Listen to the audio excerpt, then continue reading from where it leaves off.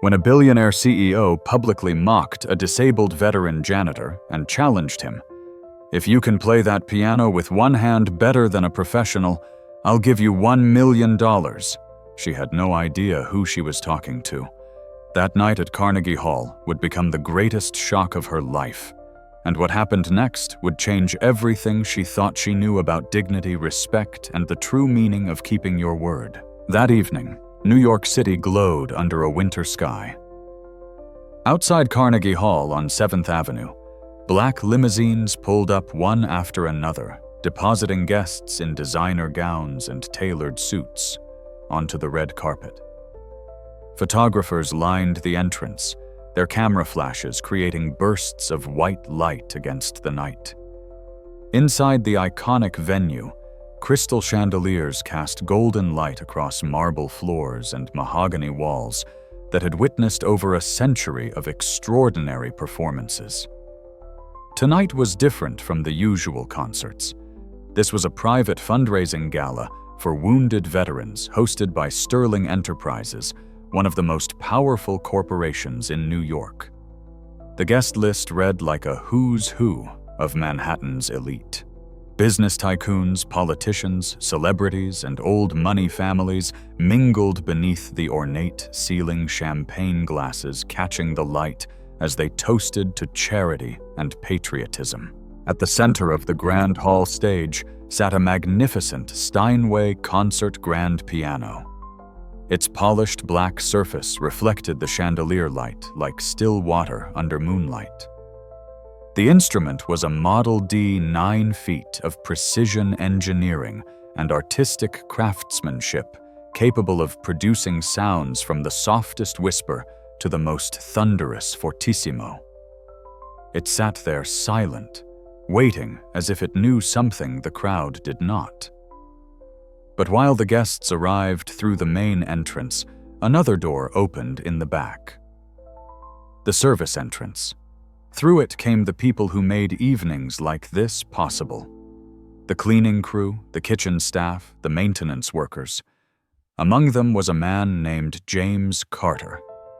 James was 38 years old, tall and broad-shouldered, despite the empty right sleeve of his navy work shirt pinned neatly at the shoulder.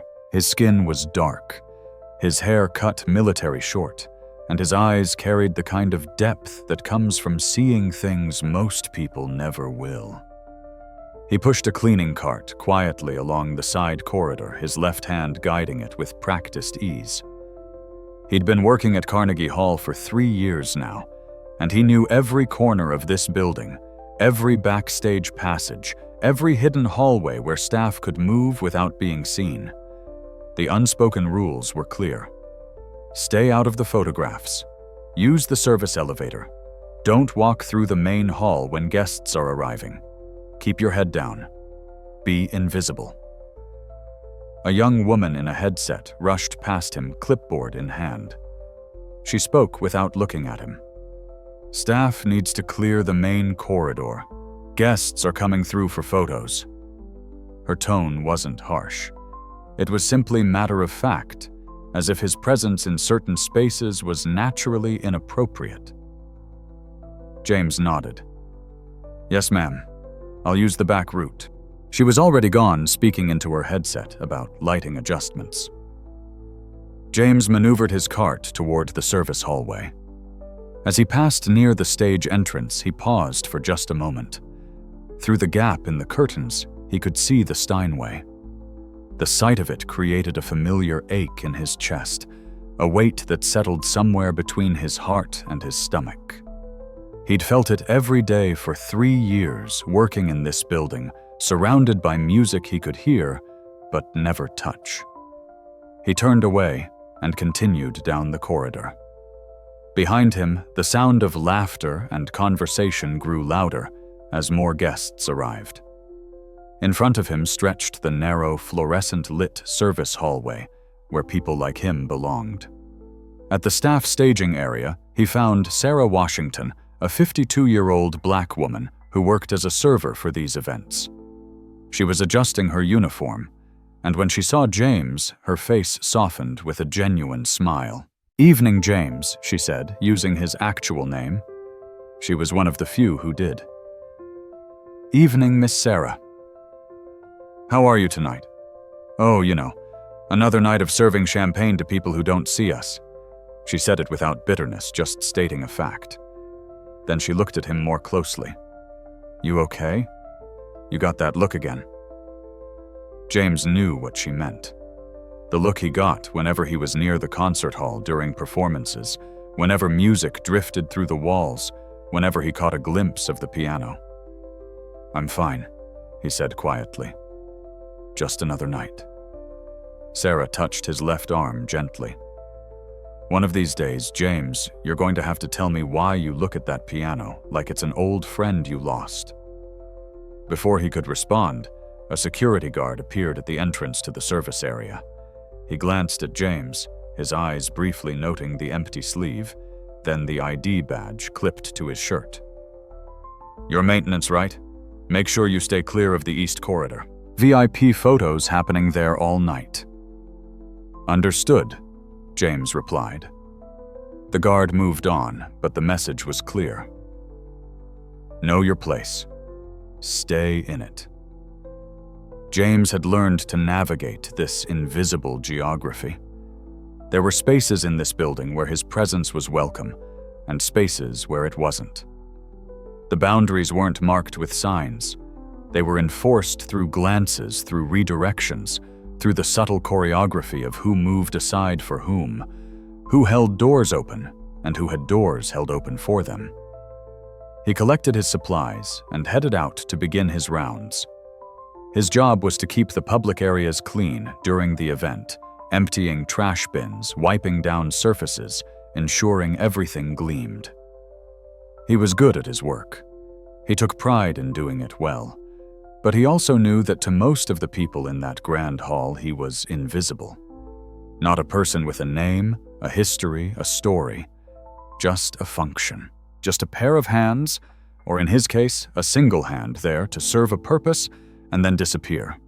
As he worked his way around the perimeter of the hall, staying carefully in the shadows, he watched the guests arrive. They moved with ease through this space, claiming it as naturally as breathing. They belonged here. They knew it. Everyone knew it. James emptied a trash bin near one of the side entrances. As he did, a well-dressed couple walked past him, the woman's perfume leaving a trail of expensive floral scent. They didn't glance his way. He might as well have been part of the furniture. From the stage, a sound technician tested the microphone.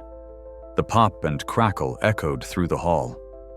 Then came another sound. A single piano note. Someone testing the Steinway, pressing middle C to check the tuning. The note rang out pure and clear, and for just a moment, James closed his eyes. In that moment, he wasn't standing in a service corridor at Carnegie Hall. He was 20 years old, sitting at a piano in a practice room at Juilliard.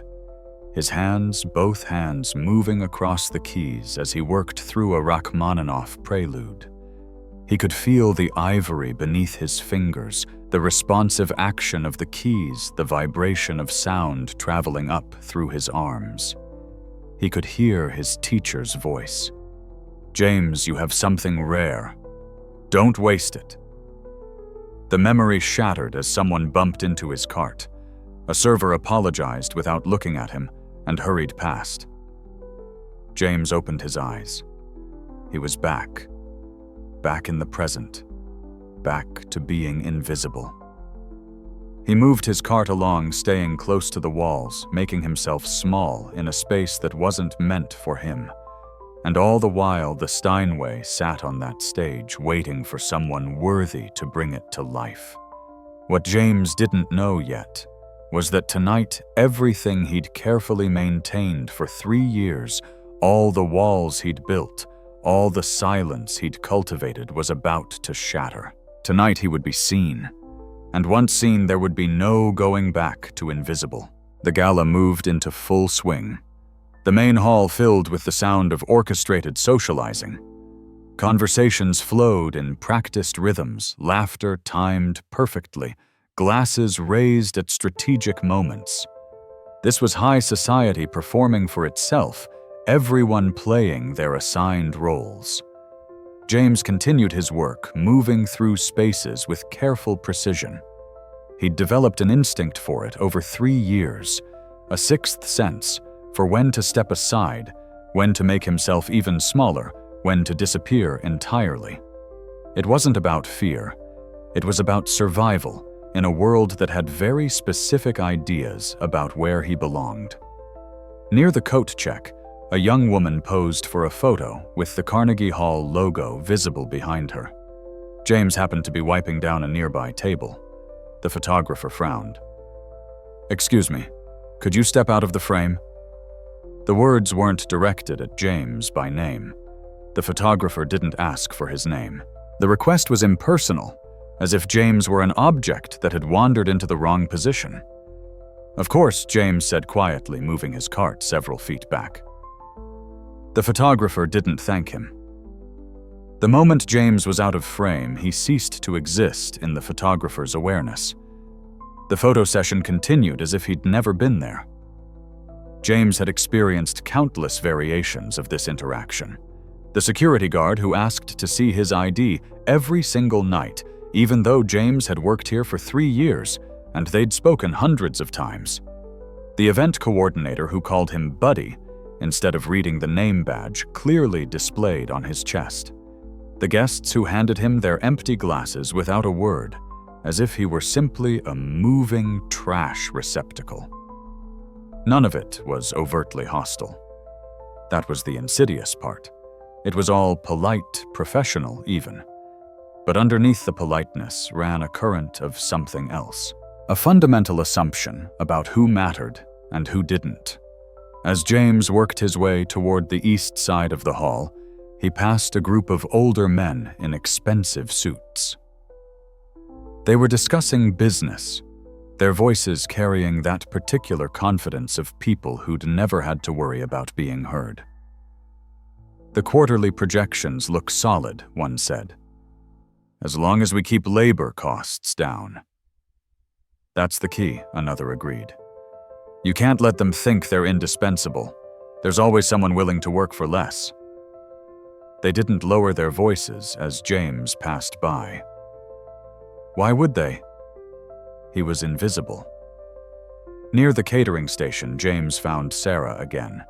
She was arranging champagne glasses on a tray, her movements efficient and graceful from decades of practice. "You ever feel like a ghost?" she asked him quietly as he emptied a nearby trash bin. James looked at her. In her eyes, he saw the same thing he felt, the exhaustion of being unseen. Not the exhaustion of physical labor, but the deeper tiredness that comes from constantly erasing yourself to make others comfortable. Every day, he admitted. Sarah shook her head slowly. "My grandmother worked in houses like this. Different buildings, same feeling. She used to say, 'Baby, they can ignore us, but they can't make us nothing.'" I try to remember that. Before James could respond, one of the event supervisors appeared. "Sarah, they need more champagne at the VIP section. And you," he pointed at James without looking at his name badge. "There's a spill near the stage entrance. Take care of it." "Yes, sir," they both replied in unison. The supervisor walked away, already talking on his phone about some other detail that needed managing. Another person who'd given them instructions without ever learning their names. James made his way toward the stage entrance, his cart squeaking slightly as one wheel caught on the thick carpet. As he approached, he slowed. From here, he could see the Steinway more clearly. The stage lights had been turned on for sound check, and they illuminated the piano like a spotlight on a sacred object. A young pianist in a tuxedo was on stage running through scales to warm up. He was the featured performer for the evening, a rising star named Christopher Daniels, who'd recently won an international competition. James had heard him play before during rehearsals. The young man was talented, technically proficient, capable of impressive speed and accuracy. But as James listened to him run through a difficult passage, he could hear where the performance ended and the mere execution began. The notes were correct, but they lacked something deeper. Soul, perhaps. Or maybe just life experience. The kind that comes from understanding that music isn't just about the notes you play, but about the silence between them. James caught himself in this thought and almost laughed bitterly. Who was he to judge? He hadn't touched a piano in 15 years. The only music he made now was the squeak of his cleaning cart wheels. He located the spill, a small puddle of champagne near the stage steps, and began cleaning it up. As he worked, Christopher Daniels finished his warm-up and stood from the piano bench. He stretched, then pulled out his phone, checking messages while absently eating an apple someone had left for him on the piano. The casual disrespect made James's jaw tighten. That instrument was worth more than he'd earn in 5 years. It was a masterpiece of craftsmanship, and this young man treated it like a convenient snack table. "Hey," James looked up. A security guard was standing nearby, the same one who checked his ID every night. "You need to wrap up. Guests will be coming through this area soon." "Almost done?" James said, finishing with the spill. The security guard waited, watching him, as if James might suddenly decide to do something inappropriate.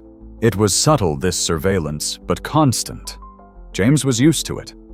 Young black men, even disabled veterans working legitimate jobs, were always watched a little more carefully. He gathered his supplies and moved his cart back toward the service corridor. But before he disappeared from view, he allowed himself one more glance at the piano. The stage lights caught its polished surface, and for a moment the instrument seemed to glow with its own internal light. In that moment, James felt something he'd worked hard to suppress for 3 years. Not just longing, not just grief, but anger. Anger at a world that had decided who got to sit at that piano and who had to push a cleaning cart past it. Anger at the invisible lines drawn through spaces separating the worthy from the unworthy. Anger at himself for accepting it. But anger was dangerous. Anger made you visible. And visibility, James had learned, was the last thing people like him could afford in places like this. So he swallowed the anger, pushed it down deep, where he'd learned to keep all the other feelings that didn't fit his assigned role. He turned his cart around and headed back toward the shadows where he belonged. Behind him, the gala continued its carefully choreographed performance. And on the stage, the Steinway waited silent and patient for hands that truly understood what it could do. What neither James nor anyone else in that hall knew yet was that tonight, the careful choreography was about to break down completely. Tonight, all the invisible lines were about to become painfully visible. And tonight, James Carter was about to remember something he'd spent 3 years trying to forget. He was a pianist. And once a pianist, always a pianist, no matter how many years pass, no matter how much gets taken away, no matter how invisible the world tries to make you. The music was still there. It had just been waiting for the right moment to demand its voice back. At precisely 8 o'clock, the lights in the hall dimmed slightly, and a spotlight illuminated the small podium at the front of the stage. The crowd noise settled into an expectant murmur. This was the moment the host would make her entrance. Victoria Sterling was 42 years old and looked like she'd been designed by a team of brand consultants to embody success. Her dark hair was pulled back in a severe bun that somehow looked elegant rather than harsh. Her burgundy gown was clearly custom-made, fitting her tall frame perfectly, with enough subtle sparkle to catch light without being ostentatious. Diamonds glittered at her throat and ears, each stone worth more than James earned in a year. She moved to the podium with the confidence of someone who'd never questioned whether she belonged in a space. The crowd applauded. Cameras flashed. She smiled a practiced expression that looked warm, but never quite reached her eyes. "Good evening." Her voice carried clearly through the microphone. "Thank you all for being here tonight. As many of you know, Sterling Enterprises has a deep commitment to supporting our wounded veterans. These men and women sacrificed for our freedom, and it's our duty to give back." More applause. James, standing at the far edge of the hall near a side exit, watched from the shadows. He'd heard versions of this speech before at other events. The words always sounded noble.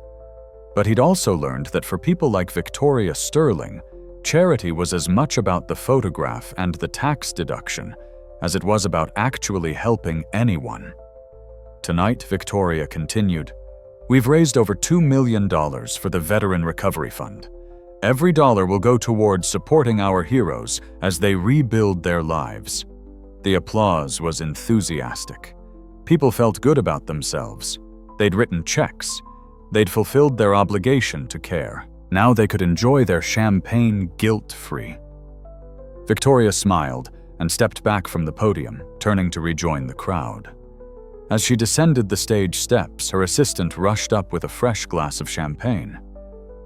Victoria reached for it, laughing at something someone said, turning slightly as she did. And that's when it happened. James had been moving along the wall with his cart, trying to collect some empty glasses from a side table before the lights came fully back up. He didn't see Victoria turning. She didn't see him approaching. The choreography that usually kept people like them from ever occupying the same space at the same time broke down for just a split second. Victoria's elbow connected with James's cart.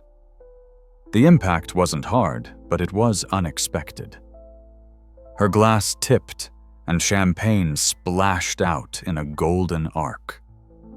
It landed directly on the front of her burgundy gown, a spreading stain that darkened the expensive fabric instantly. Time seemed to slow down. The conversations near them stopped. Heads turned. In the space of a heartbeat, what had been a private moment became a public spectacle. Victoria looked down at her dress, her face frozen in shock. Then her head snapped up her eyes, finding James. In that gaze, James saw something that made his stomach tighten. Not just anger, not just surprise, but something colder. A look that said, "How dare you exist in my space?" "What the hell do you think you're doing?" Her voice cut through the remaining conversations, sharp as glass. James immediately set his cart brake and raised his left hand in a gesture of apology. "Ma'am, I'm so sorry. That was completely my fault. I should have been paying better attention." It was true. He should have been more careful. But even as he apologized, he was aware of the crowd forming around them, phones coming out, the incident transforming into entertainment. "Sorry?" Victoria's voice rose. "Do you have any idea how much this dress costs? Do you have any idea what you've done?" James kept his voice calm and respectful. "Ma'am, I take full responsibility. I can pay for the dry cleaning or replacement if necessary." Someone in the crowd snorted. A male voice loud enough to be heard. "With what a janitor's salary, that dress probably costs more than he makes in 6 months." Laughter rippled through the crowd. Not kind laughter, the kind that finds humor in someone else's humiliation. Victoria's face was flushed, whether from anger or embarrassment at being the center of this scene. James couldn't tell. She looked at him, really looked at him for the first time. Her eyes traveled from his face down to the pinned, empty sleeve of his work shirt. Something changed in her expression. James had seen it before. That moment when people noticed his disability and their attitude shifted. Sometimes it shifted toward pity, sometimes toward discomfort, sometimes, like now, toward a different kind of dismissal. as if the disability confirmed some assumption they'd already made about his value. People like you, Victoria said, her voice cold now, instead of hot, shouldn't even be in this area during an event. Where's your supervisor? The phrase hung in the air. People like you. Everyone knew what it meant, even if Victoria didn't say it explicitly. People like you don't belong here. People like you should stay out of sight. People like you should know your place. James felt something shift inside him. For 3 years, he'd accepted this treatment. He'd made himself small. He'd stayed invisible. He'd swallowed every slight, every dismissal, every moment of being treated as less than human. He'd told himself it was just how things were, that fighting it would only make his life harder. But in this moment, with champagne staining a dress that cost more than he'd earn in months, with a crowd of wealthy people laughing at his expense, with this woman looking at him like he was dirt that had somehow wandered onto her carpet, something in him simply refused to stay, swallowed. Before he could stop himself, words came out. My name is James, ma'am. James Carter. Not people like you. Not Buddy. Not hey you. James. The crowd went quiet. Speaking back, asserting his humanity was not part of the script. Invisible people weren't supposed to have names. Victoria's eyebrows rose. Excuse me, I said my name is James. He kept his voice respectful but firm. I apologized for the accident, and I meant it. But I have a name. For a moment, Victoria seemed genuinely taken aback. Then her face hardened. She was the center of attention now, and not in the way she'd planned. She needed to regain control of the narrative. And when people like Victoria Sterling felt their control slipping, they doubled down. She turned slightly, addressing the crowd as much as James. You want respect. You want to be treated like you belong here. She gestured toward the stage, where the Steinway sat under the spotlight. Let's make this interesting, then. Her eyes, cold and calculating, returned to James. And then she said the words that would change everything. If you can play that piano better than our guest artist tonight, if you can actually perform at a professional level with your... She glanced at his empty sleeve. Condition, then I'll personally give you $1 million. Right here, right now, in front of everyone. The crowd erupted. Some gasped. Some laughed. Someone shouted, "Oh, this is going to be good!" Phones came out everywhere. People were already typing, already posting, already turning this into content. Victoria smiled, confident she'd regained control. It was the perfect move. Either James would refuse confirming he didn't belong, or he'd try and fail providing entertainment and restoring the natural order. Either way, she won. But she'd made one critical mistake. She'd assumed James Carter was just a disabled janitor. She'd assumed his value matched his uniform.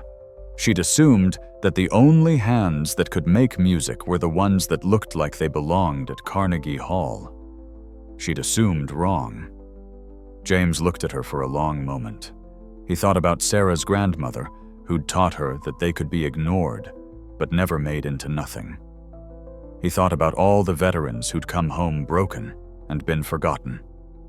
He thought about 3 years of being invisible, of pushing that cart of hearing music he couldn't play. And he thought about the piano. His first love. The thing he'd run from because it hurt too much to remember what he'd lost. I don't want your money, James said quietly. Victoria's smile widened, thinking he was backing down, but James wasn't finished.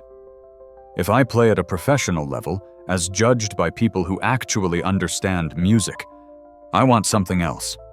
I want you to keep your word in front of all these witnesses.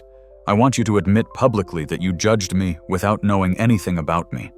And I want you to treat every single person who works in this building with the same respect you expect for yourself. The crowd went silent. This wasn't entertainment anymore. This had become something else. Something real.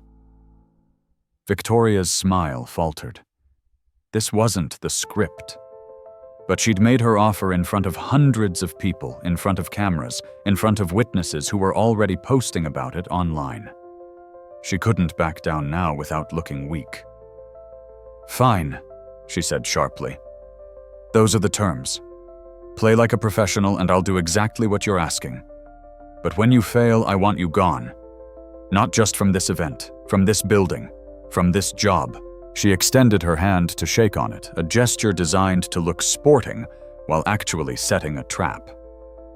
Because Victoria Sterling had every confidence that a one-armed janitor couldn't possibly play piano at a professional level. James looked at her outstretched hand. Then slowly he reached out with his left hand and shook it. His grip was firm. His eyes never left hers. "We have a deal," he said. And just like that, everything changed. The invisible man had become visible. The silent had spoken. And now, in front of hundreds of witnesses and countless more online, James Carter was going to have to face the thing he'd been running from for 3 years. He was going to have to remember how to be a pianist. The crowd parted as James turned toward the stage. Behind him, he heard the whispers starting, the bets being placed, the jokes being made. Someone said, "This is going to be a disaster." Someone else said, "Poor guy doesn't know what he's gotten himself into."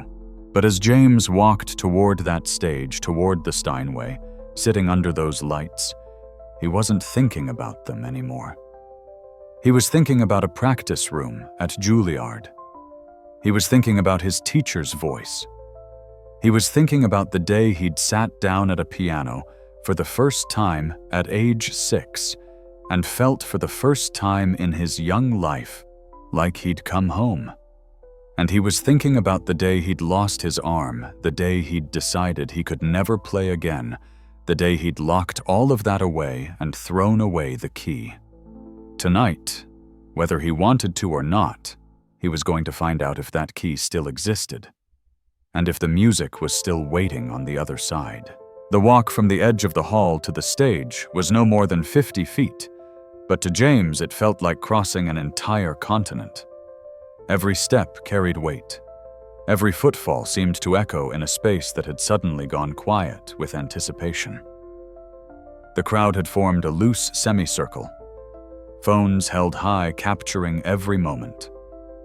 These people had come for a charity gala, and now they were getting dinner and a show. James could feel their eyes on him, could hear the undertone of excitement in their whispers.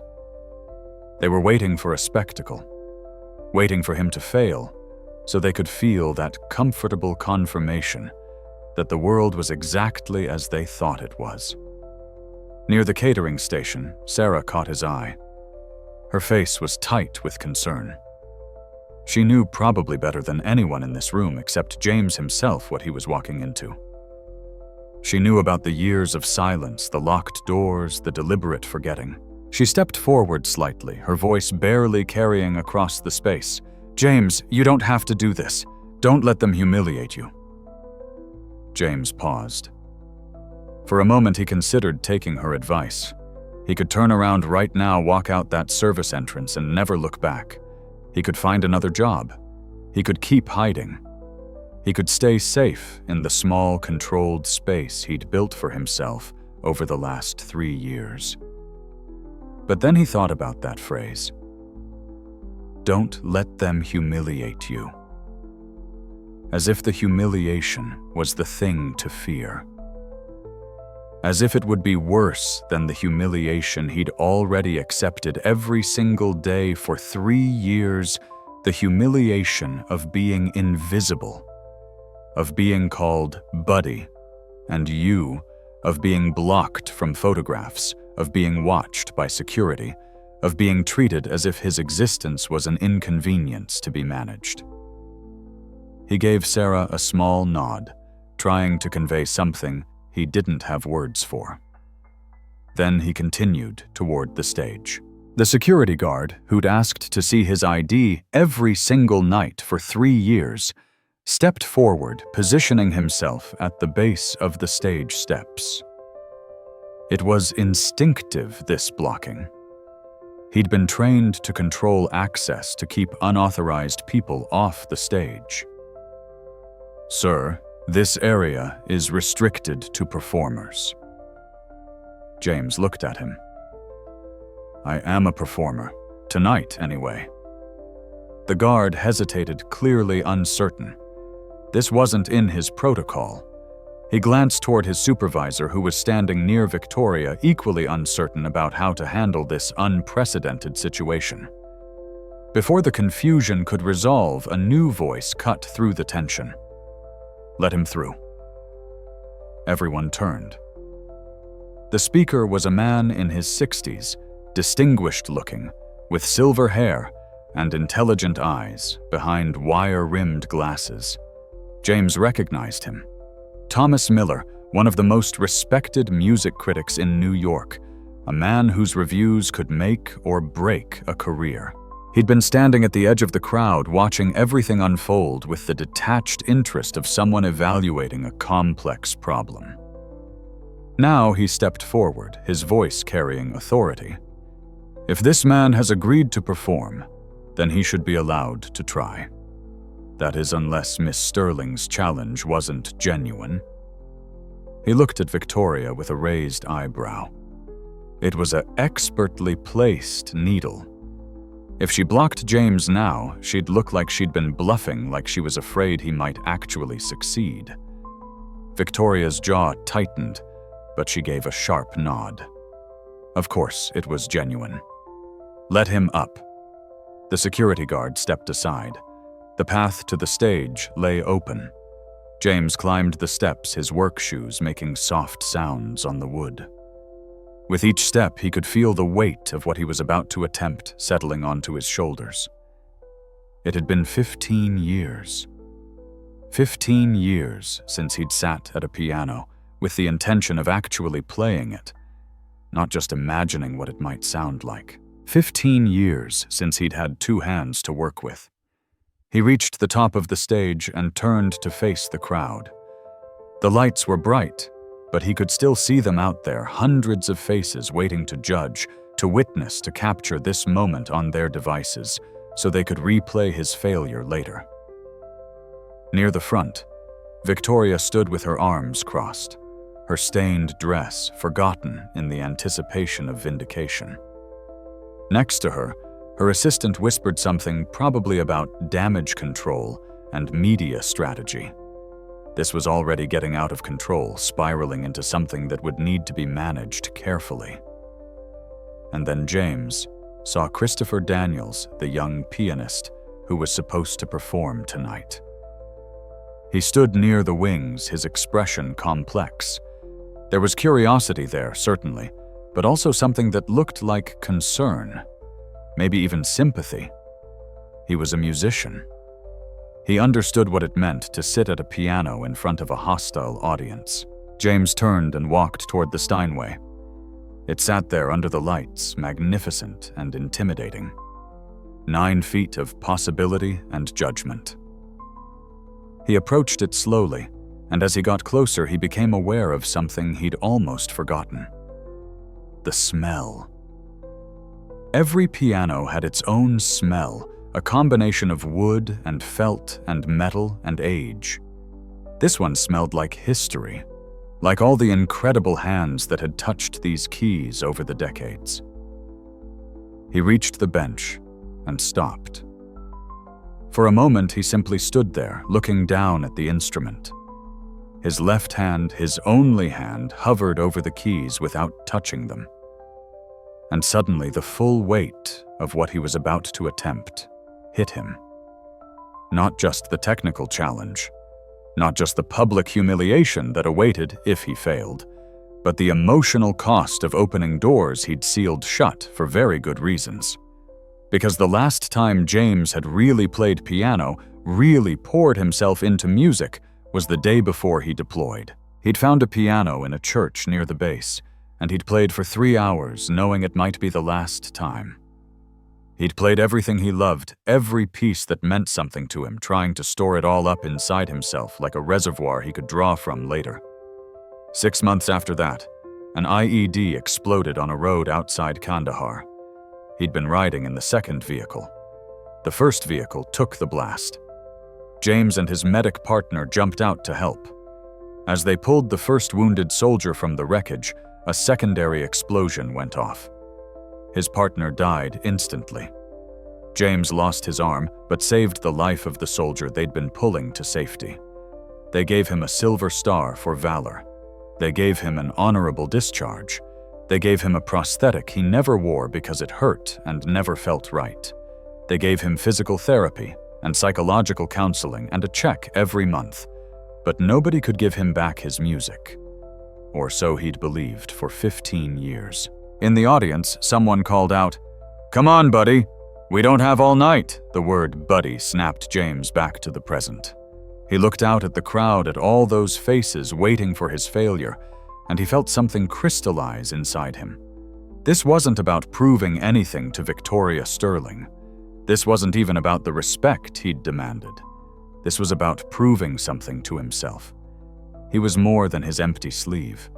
He was more than his job title. He was more than the box this world had tried to put him in. He was James Carter. And once upon a time, before the war, before the explosion, before the 3 years of hiding, he'd been one of the most promising young pianists in the country. Time to remember what that felt like. James sat down on the bench. He adjusted his position, feeling for the right distance from the keys. His left hand rested on his thigh. His right shoulder, where the sleeve was pinned, felt oddly light, the absence of weight more noticeable now than it had been in years. He looked out at the audience one more time. His eyes found Sarah. She was gripping the edge of a table, her face tight with worry, but also something else. Hope, maybe. Or faith. She gave him the smallest nod. Then James turned back to the piano. He closed his eyes for a moment, took a deep breath, and let his left hand rise to the keys. The hall went completely silent. Even the people who'd been making jokes stopped. There was something in this moment, something in the sight of this man sitting alone at one of the world's great pianos, that commanded a kind of respect, even from those who'd shown none before. James opened his eyes. He looked down at the keys at his left hand poised above them. And then very quietly, almost to himself, he said the thing he'd been afraid to say for 15 years. "I'm a pianist." He brought his hand down on the keys, and the silence shattered into sound. The first note James played was a single middle C pressed gently, allowed to ring out into the silence of the hall.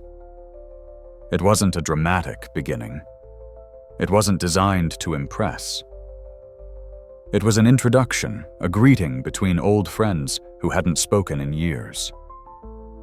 The note faded naturally, and James let it go completely before pressing the next one.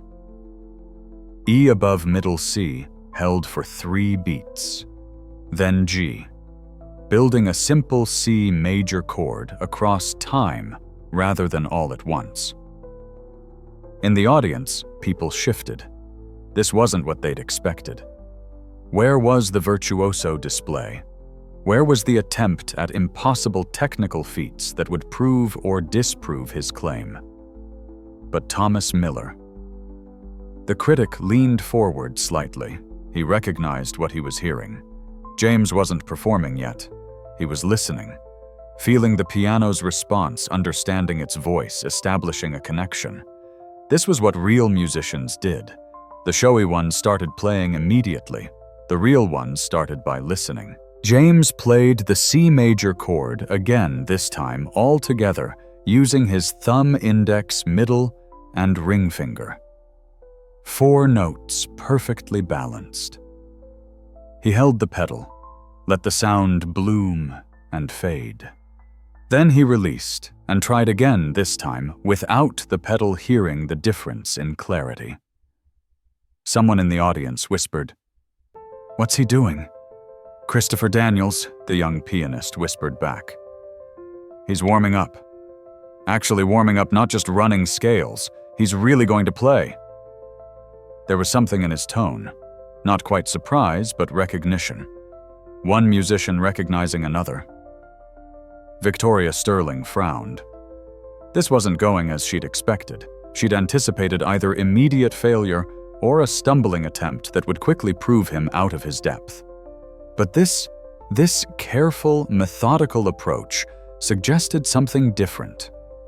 It suggested someone who actually knew what they were doing. James moved his hand across the keyboard, playing single notes in the upper register, then the lower. Finding the boundaries, understanding the instrument's range of tone. The Steinway responded beautifully, each note clear and resonant. This was, after all, one of the finest instruments in the world.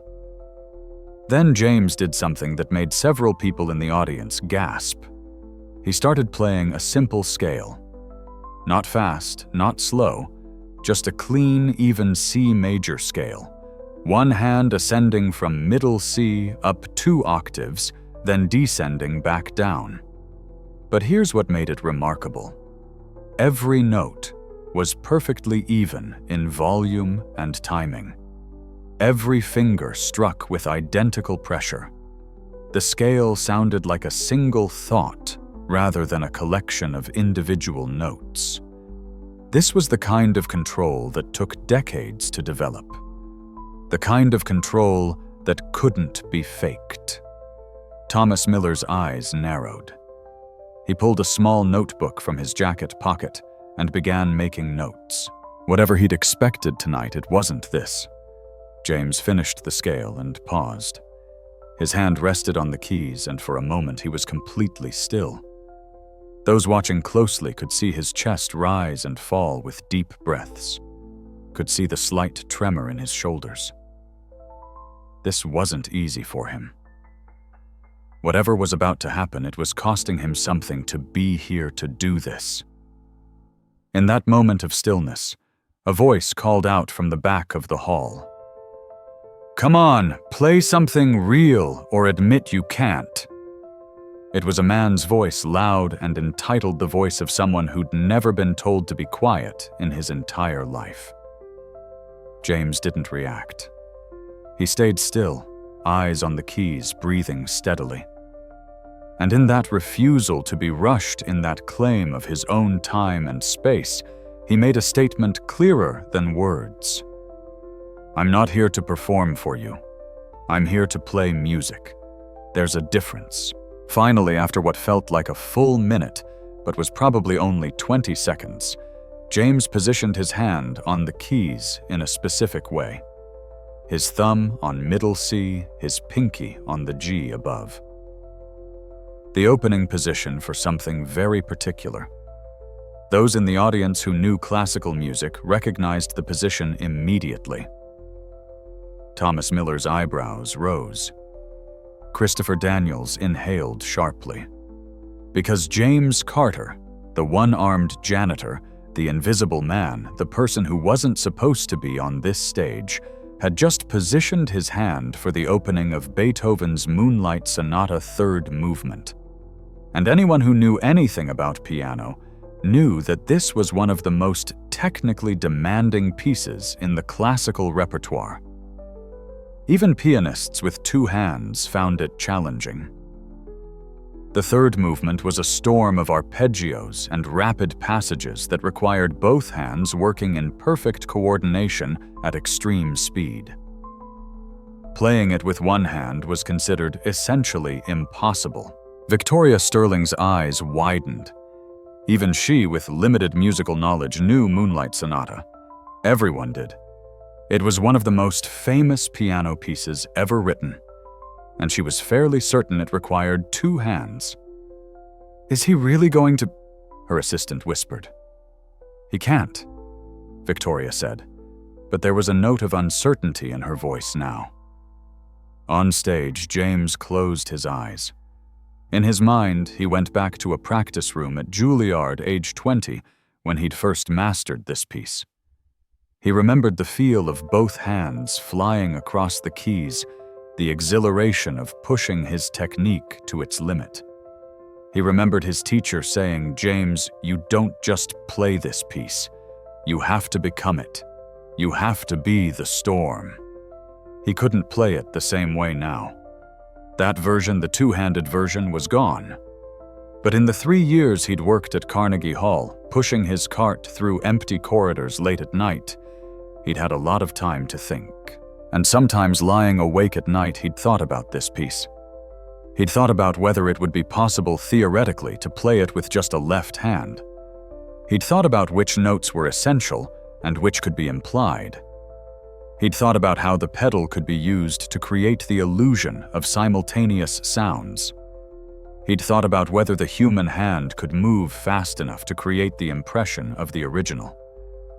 He'd thought about all of this, but he'd never tried it. Because trying would mean opening that door, and he wasn't ready. Now, ready or not, the door was open. James opened his eyes. He looked down at the keys, and he began to play. The opening measures of Moonlight Sonata Third Movement are deceptive. They start quietly, almost innocently, with a simple arpeggiated pattern. But within seconds, that pattern begins to accelerate, to intensify, to build into something powerful and overwhelming. James's left hand moved across the keys with fluid precision. His thumb anchored each arpeggio, while his fingers flew upward, touching each note just long enough to sound it before moving to the next. The pattern was simple in structure, but demanded absolute control. One mistake, one hesitation, and the entire architecture would collapse. He didn't make mistakes. The audience, which had been murmuring and restless, went still, because what they were hearing was impossible, or should have been impossible. The notes were coming so fast, the pattern so complex, that it was difficult to believe they were being produced by a single hand. James used the pedal with surgical precision, pressing and releasing at exact moments to blur certain notes together while keeping others distinct. It was a careful balance. Too much pedal, and the clarity would be lost in a muddy soup of sound. Too little, and the notes would be isolated, losing the flowing quality essential to the piece. His hand moved up the keyboard, the pattern ascending like water rushing upward, defying gravity. When he reached the upper register, he had to make a split-second decision. In the original piece, the right hand would take the high notes while the left maintained the bass. James had no right hand, so he made a choice that would make any music theorist either gasp in horror or admiration. He jumped. His hand leapt from the high notes down to the bass register, hit the essential low notes, then jumped back up before the listener's ear could fully register the gap. It was a calculated risk, a moment where the architecture of the piece was briefly exposed. But he did it so quickly, with such confidence, that the ear filled in the gap. The brain, expecting continuity, provided it. Thomas Miller was writing furiously in his notebook. He'd heard thousands of performances in his career, but he'd never heard anything quite like this. This wasn't a traditional interpretation.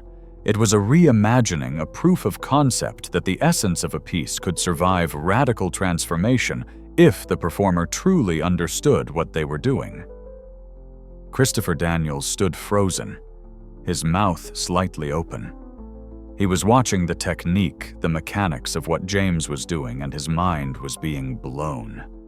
The speed of the hand movements, the accuracy of the jumps, the use of the pedal to create harmonic illusions, all of it was happening at a level that he, a professional pianist, found barely believable. In the development section of the piece, Beethoven had written a series of rapid triplets that cascade down the keyboard like a waterfall. This passage required both hands to manage the speed and maintain the flowing quality. James approached it differently. He slowed the tempo slightly, just a fraction enough to give his single hand time to articulate every note cleanly. But he compensated for the slower speed by adding dynamic contrast, making the loud notes louder and the soft notes softer, creating dramatic tension that the original tempo didn't allow. It was a trade-off. Speed for expression. And somehow, impossibly, it worked. Sarah, watching from the edge of the hall, felt tears streaming down her face. She'd known James had some history with music. He'd mentioned in passing once that he'd played piano as a kid. But this was something else entirely. This was mastery. This was art. Victoria Sterling's face had gone from confident to confused to something that might have been fear, because she was beginning to realize that she'd made a terrible miscalculation. This man wasn't going to fail. This man was going to succeed. And when he did, she was going to have to keep her word in front of hundreds of witnesses. The piece moved into its final section where the intensity builds to an almost unbearable climax. James's hand was moving so fast now that it was almost a blur. Sweat had begun to form on his forehead from the physical exertion. His breathing was controlled, but deep. His entire body was engaged in the performance, his core muscles supporting his arm, his legs bracing against the floor. This wasn't just technical proficiency. This was athletic performance at the highest level. The final measures approached. In the original, both hands come together for a series of powerful chords that sound like thunderclaps. James couldn't play chords that way, so he did something else. He rolled the notes of each chord, playing them in rapid sequence rather than simultaneously, but so fast that they blurred together into a single impact.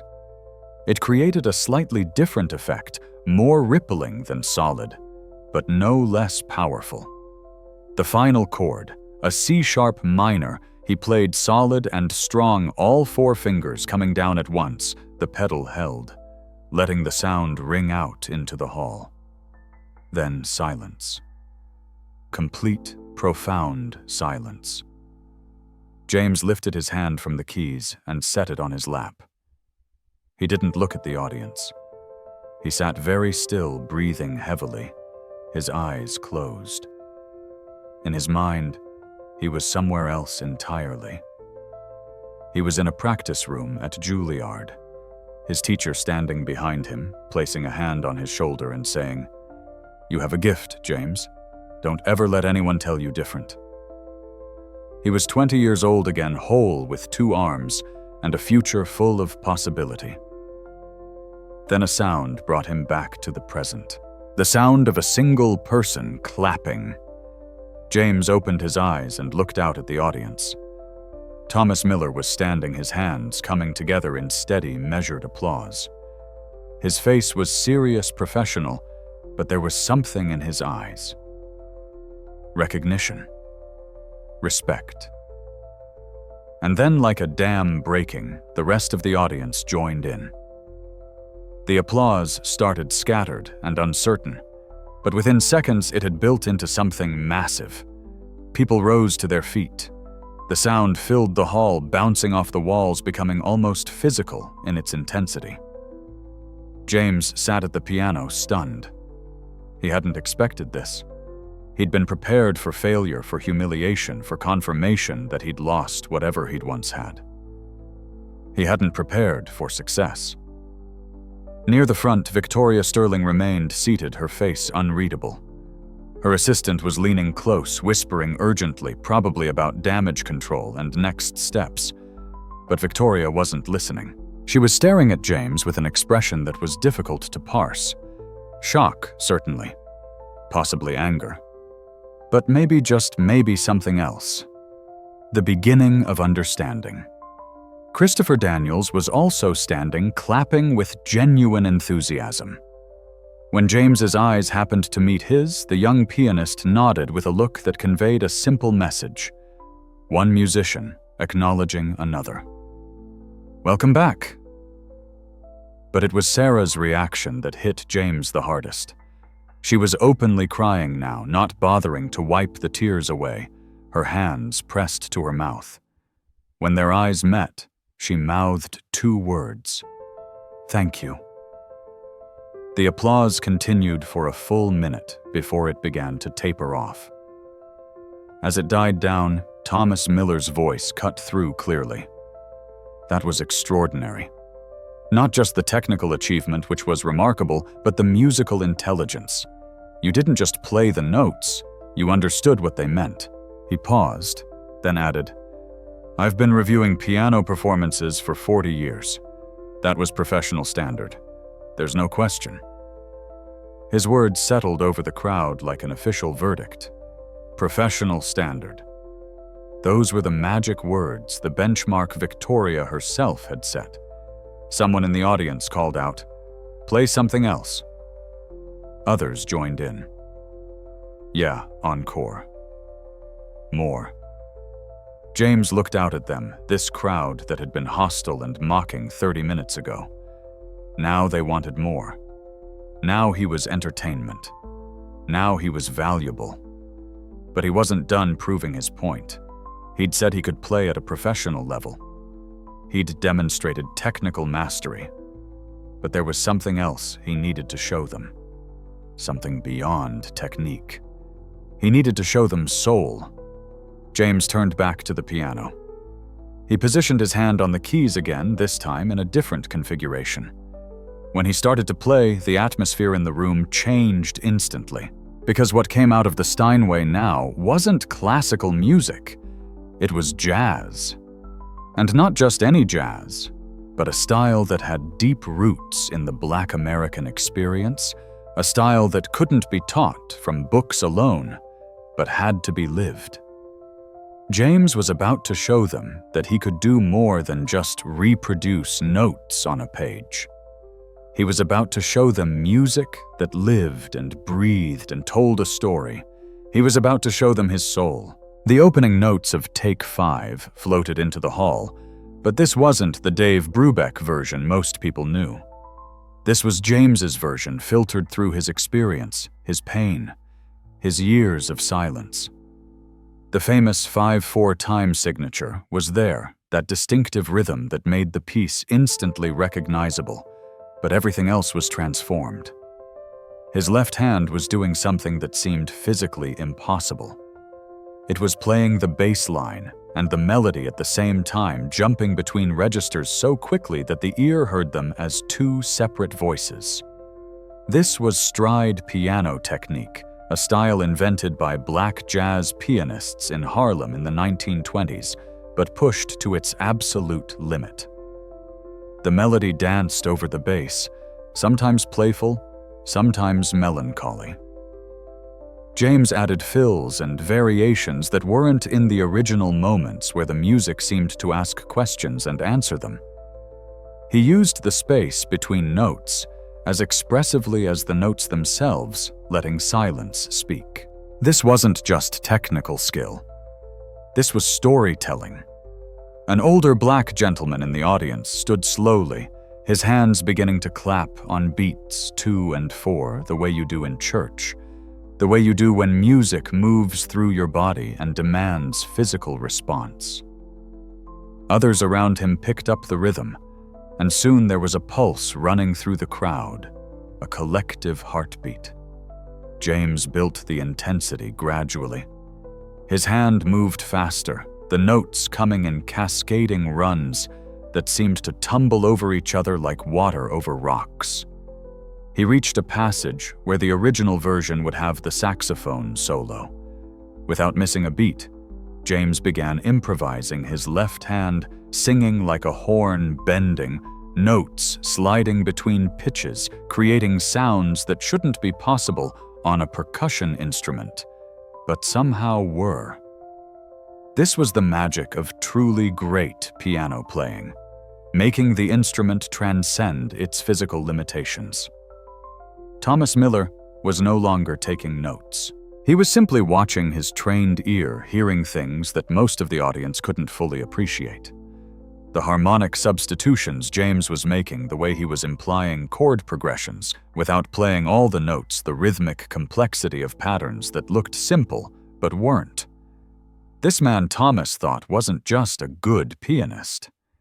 He was exceptional. The kind of exceptional that only came from years of serious training combined with natural gift. Near the stage, Victoria Sterling had stopped whispering to her assistant. She was watching James with an expression that had moved beyond shock into something more complex. She was realizing, perhaps for the first time, really understanding what she'd done.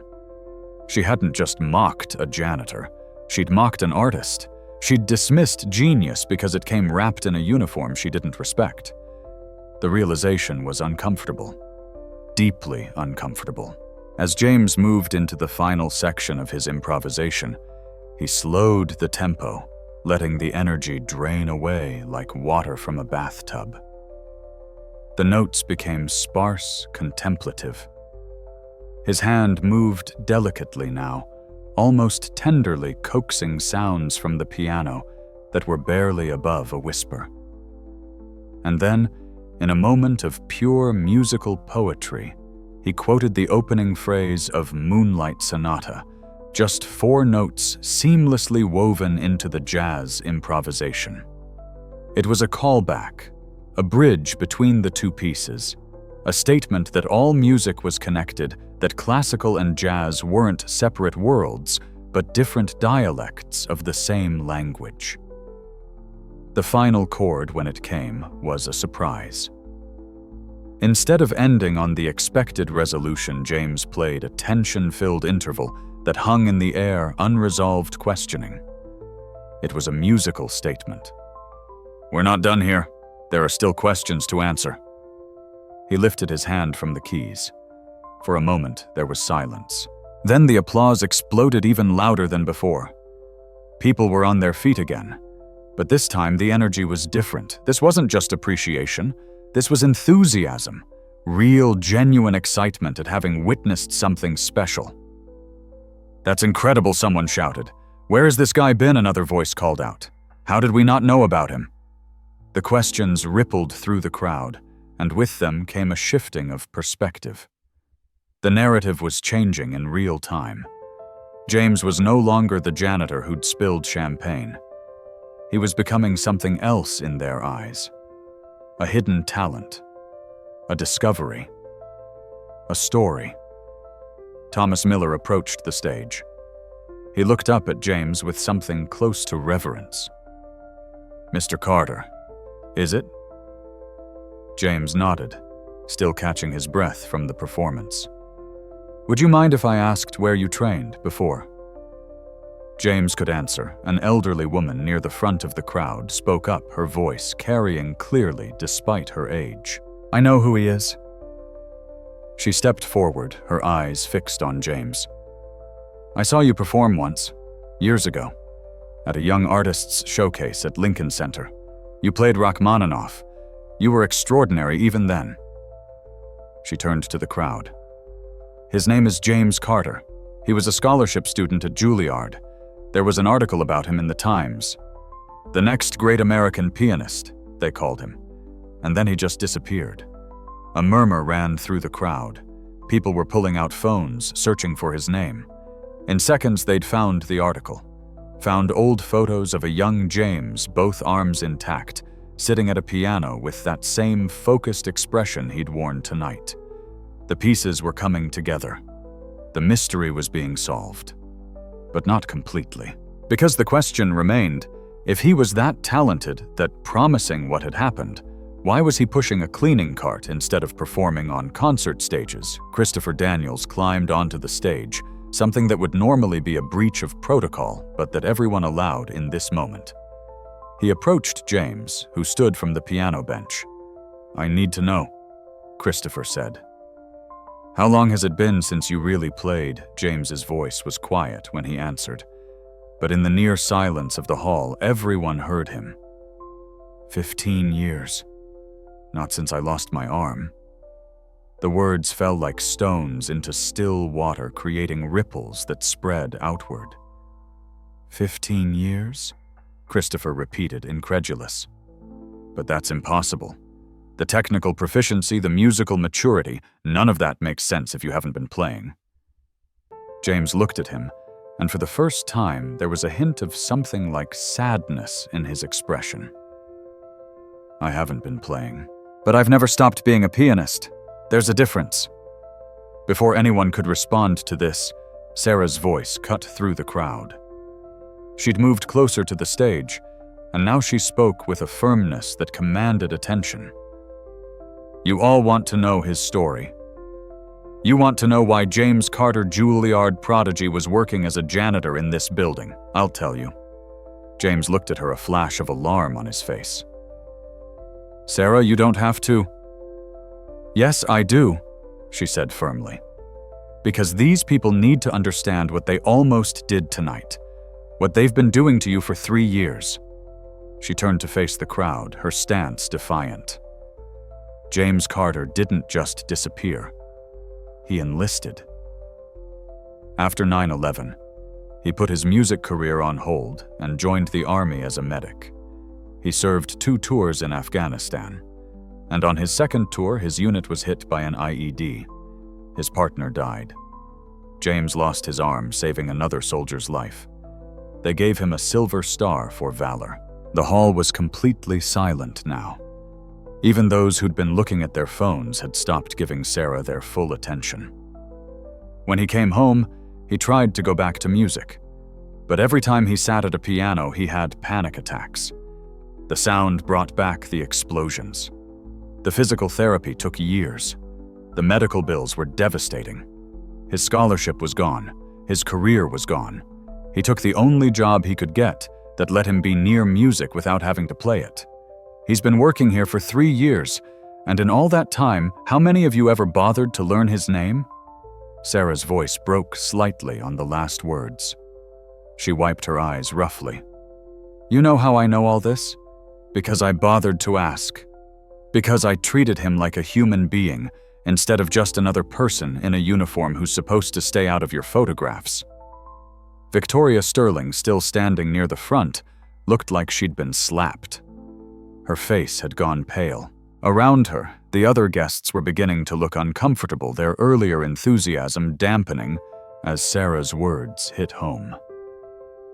Thomas Miller spoke into the silence that followed. Mr. Carter, you said you haven't played in 15 years, but you played tonight at what I would conservatively call a virtuoso level. How is that possible? James hesitated. He'd spent so long being invisible, not telling his story, not making claims about himself. But something in him had shifted in the last hour. He'd played. The door was open. And maybe it was time to stop hiding. I've been listening, he said simply. 3 years working in this building, I've heard every concert, every rehearsal, every sound check. I've heard the best pianists in the world play this stage, and at night when I'd clean the concert hall after everyone had gone home, I'd sometimes stand here and imagine playing. I'd work out fingerings in my head. I'd think about how you might play certain pieces with one hand. I never tried it, but I thought about it. A lot. He paused, looking down at his left hand. Music doesn't live in your hands. It lives in your head, in your heart. The hands are just the tools. I lost one of my tools, but I never lost the music. The words hung in the air, simple and profound. Christopher Daniels extended his hand. I don't know if anyone said this to you yet tonight, but welcome back, Mr. Carter. The music world didn't know what it was missing. James shook his hand, and in that moment something passed between them. An understanding, a recognition of shared passion and dedication. But even as this moment of recognition unfolded, Victoria Sterling stood frozen, her mind racing. She'd set the terms herself. Professional-level performance judged by those who understood music.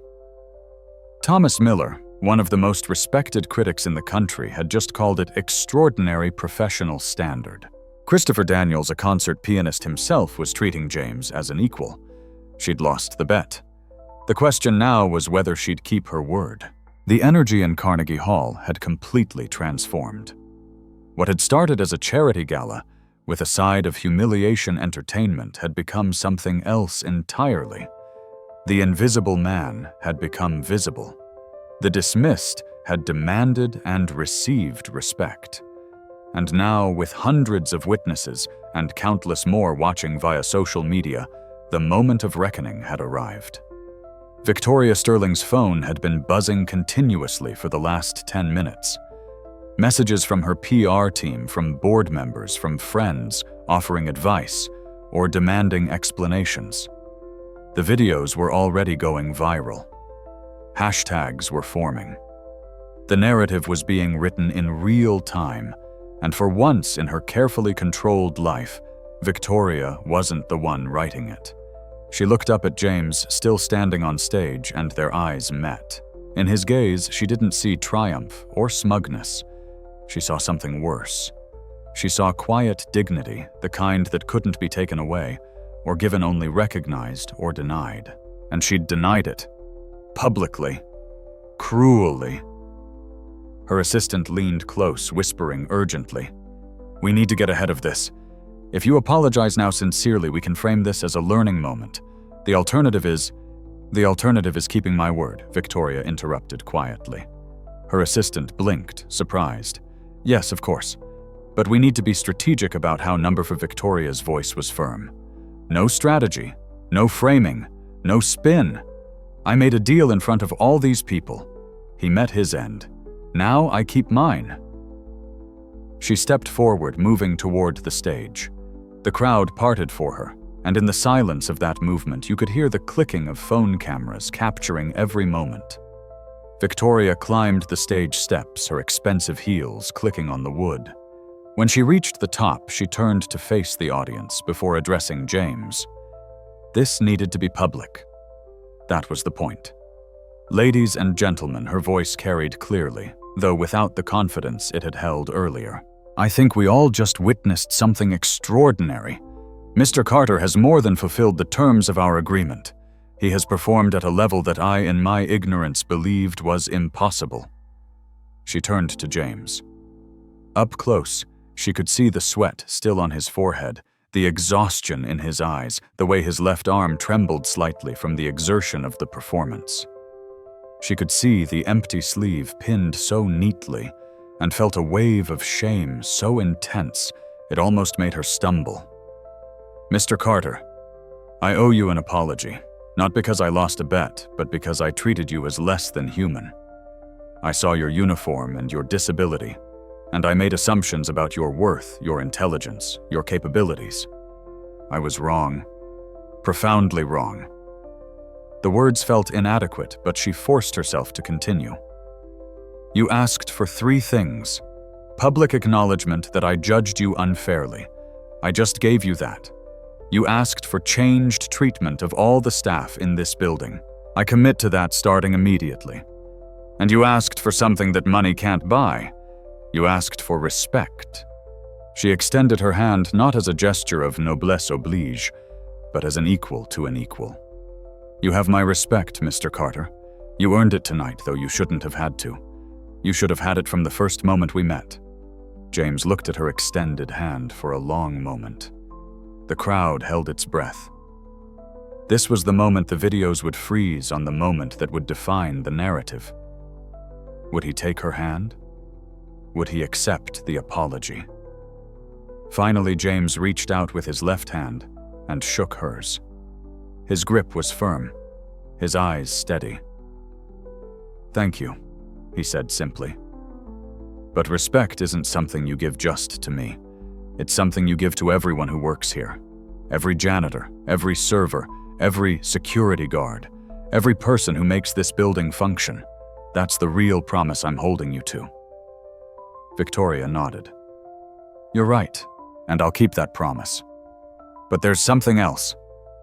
She turned to her assistant. "Get Sterling Enterprises legal on the phone. Now." While her assistant made the call, Victoria addressed the crowd again.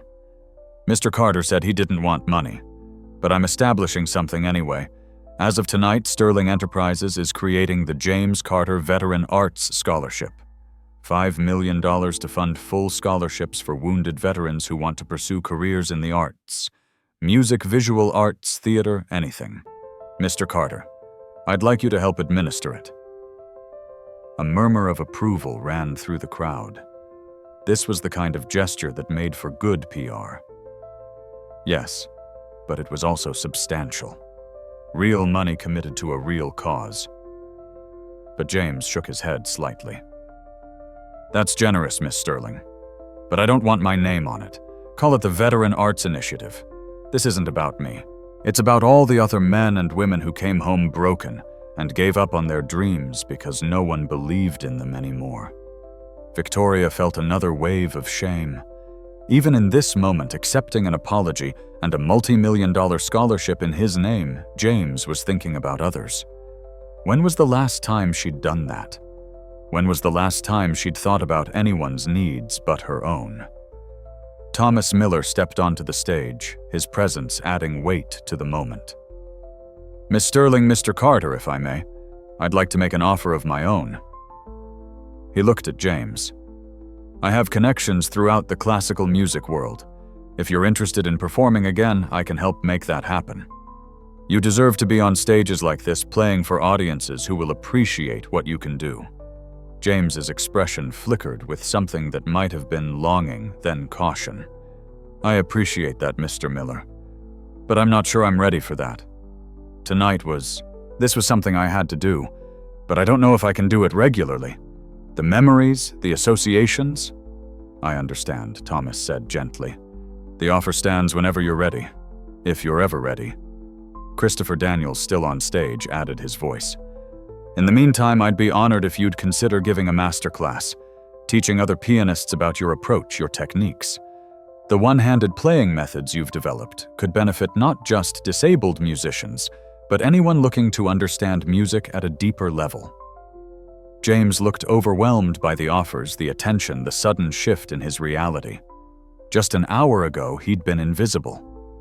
Now he was the center of everything. Sarah, watching from below, called up to the stage. "James, whatever you decide, you should know something. Every single person in this building who wears a uniform like ours, we're proud of you tonight. You didn't just play for yourself, you played for all of us." Applause erupted again, but this time it had a different quality. This wasn't appreciation for a performance. This was solidarity. Recognition that something had shifted tonight, some invisible barrier had been challenged, if not quite broken. Victoria's assistant approached, phone in hand. "Legal's on the line. They want to talk about the scholarship structure." But before Victoria could take the phone, another sound cut through the moment. The buzz of multiple phones receiving notifications simultaneously. All over the hall, people pulled out their devices, checking messages.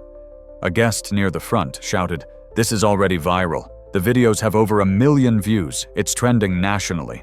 Another added, scrolling rapidly. "Number 2 on Twitter. Wait, number 1, now." The assistant looked at Victoria with alarm. "Ma'am, we're getting calls from every major news outlet. CNN wants a statement. So does the Times. This is becoming a major story." Victoria felt the familiar urge to control the narrative, to shape the story into something manageable. But as she looked at James, still standing calmly at the center of this storm, she realized something. This wasn't her story to control. It was his. And the best thing she could do was step back and let him tell it. "Mr. Carter, she said the media is going to want to talk to you. That's your decision. You don't owe anyone your story. But if you choose to tell it, know that you have my full support and whatever resources you need." James nodded slowly, processing everything that was happening. The offers, the attention, the sudden visibility. It was a lot. Maybe too much. But then he looked out at the crowd and saw Sarah, tears still wet on her cheeks, but smiling wider than he'd ever seen. He saw the other staff members who'd gathered at the edges of the hall, people he'd worked alongside for 3 years, all of them looking at him with something that looked like hope. And he realized that whatever discomfort this brought him personally, it had opened a door. Not just for him, but for all the people who'd been invisible alongside him. Maybe that was worth the cost. "I'll talk to them," he said quietly. but on my terms when I'm ready." "Fair enough," Victoria agreed. As the evening began to wind down, as guests prepared to leave with a story they'd be telling for years, James returned to the piano one more time. He didn't sit down. He just placed his left hand on the closed lid, feeling the smooth wood beneath his palm. For 15 years, he'd told himself that music was lost to him forever, that the explosion had taken more than his arm. It had taken his identity, his purpose, his future. But tonight, he'd learned something. Music doesn't live in your hands. It lives in your heart, in your mind, in your soul. The hands are just the tools that bring it into the world. And even with just one tool instead of two, the music was still there. It had always been there, waiting. He'd spent 3 years being invisible, hiding from the thing he loved, because it hurt too much to remember what he'd lost. But tonight, he'd been seen. And in being seen, he'd seen himself again. James Carter, veteran, janitor, pianist. All of it true. All of it part of the same story. And the story, it turned out, wasn't over. It was just beginning a new chapter. The gala had officially ended, but no one was leaving. The hall had transformed into an impromptu gathering space with clusters of people talking animatedly, phones still out the energy electric, and strange. This was supposed to have been a typical charity event. Instead, it had become something that would be talked about for years. A small group had formed around the stage area. Thomas Miller was there taking notes again. Christopher Daniels stood nearby, still processing what he'd witnessed. Several journalists who'd been at the event as guests had abandoned any pretense of off-duty status and were actively working conducting interviews, gathering quotes. And at the center of it all was James Carter, sitting on the edge of the stage, looking exhausted, but also somehow lighter, as if a weight he'd been carrying for years had finally been set down. Victoria had stepped back to give him space, but she was close enough to hear. She felt obligated to hear, to understand what her casual cruelty had almost destroyed. A reporter from the New York Times approached James. "Mr. Carter, I've been looking at the archives. There was a profile of you in our paper 15 years ago. The next great American pianist. You were 20 years old, a scholarship student at Juilliard. The article said you were being compared to Van Cliburn, that you had a once-in-a-generation talent." What happened, James was quiet for a long moment. Then he began to speak, his voice low but clear. "September 11th happened. I was 20 years old, sitting in a practice room at Juilliard working on a Chopin etude. And I watched the towers fall from the window. We all did. The whole school gathered in the common areas, watching the news, trying to make sense of it." He paused, looking down at his hand. "I grew up in Philadelphia, in a neighborhood where joining the military was sometimes the best option available. My older brother had enlisted right out of high school. He was stationed in Germany working in logistics, and I remember thinking, watching those towers burn, that some people get to make art, and some people have to protect the ones making art. And it didn't seem fair that I was one of the protected ones just because I could play piano." Thomas Miller interjected gently. "You enlisted?" James nodded. "Not right away. I finished that semester. My teacher, Professor Harrison, he fought me on it. Said I had an obligation to my gift, that the world needed beautiful things now more than ever. But I couldn't sit in a practice room anymore. It felt selfish somehow. I took a leave of absence from Juilliard in January 2002. Joined the army. Became a medic. I figured if I had to go to war, I wanted to save lives, not take them." Sarah had moved closer to the group, drawn by the need to be part of this moment, to bear witness to a story she'd only heard pieces of before. "They sent me to Afghanistan in 2004. James continued. 13-month deployment. I came home, spent 6 months trying to readjust, started having trouble sleeping, had dreams about the things I'd seen, but I told myself I was fine. Told myself I'd go back to Juilliard, pick up where I left off. His voice dropped even lower. But when I sat at a piano, my hands would shake. The sound of it, the sudden loud notes in certain pieces, they'd trigger something in me. I'd be back there, back in the dust and noise. So I stopped trying. Told myself I'd wait until I felt better. Christopher Daniels had moved closer, his young face serious. He was beginning to understand that the path to becoming a professional musician wasn't always straightforward, wasn't always protected. Then they asked for volunteers for a second deployment. My old unit was going back, and I thought maybe if I went back, faced it again, I could get past whatever was blocking me. So I volunteered. Second deployment, 2006. James's voice went flat, the tone people use when talking about things that still hurt too much to feel fully. 7 months in, we were running convoy security, 2 vehicles. I was in the second one.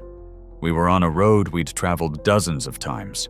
The IED was buried deep, professionally done. It hit the first vehicle. We stopped, me and my partner, Corporal Davis, and we ran to help. Got 2 men out, went back for a third. He stopped. The silence stretched long enough that it became uncomfortable. No one interrupted. The second explosion was smaller, but closer. Davis died instantly. The soldier we were pulling out survived. I woke up in a field hospital in Germany 3 days later, missing my arm from just below the shoulder. In the quiet that followed, you could have heard a pin drop. The reality of war, usually kept at a comfortable distance by these people who lived in Manhattan penthouses and donated to veteran charities, had suddenly become visceral.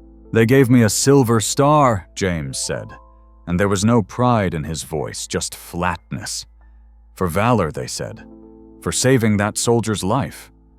They gave me a medical discharge, a disability pension, and a list of doctors who could help with the physical and psychological trauma. He looked at his empty sleeve. The physical rehab took a year. Learning to do everything with one hand.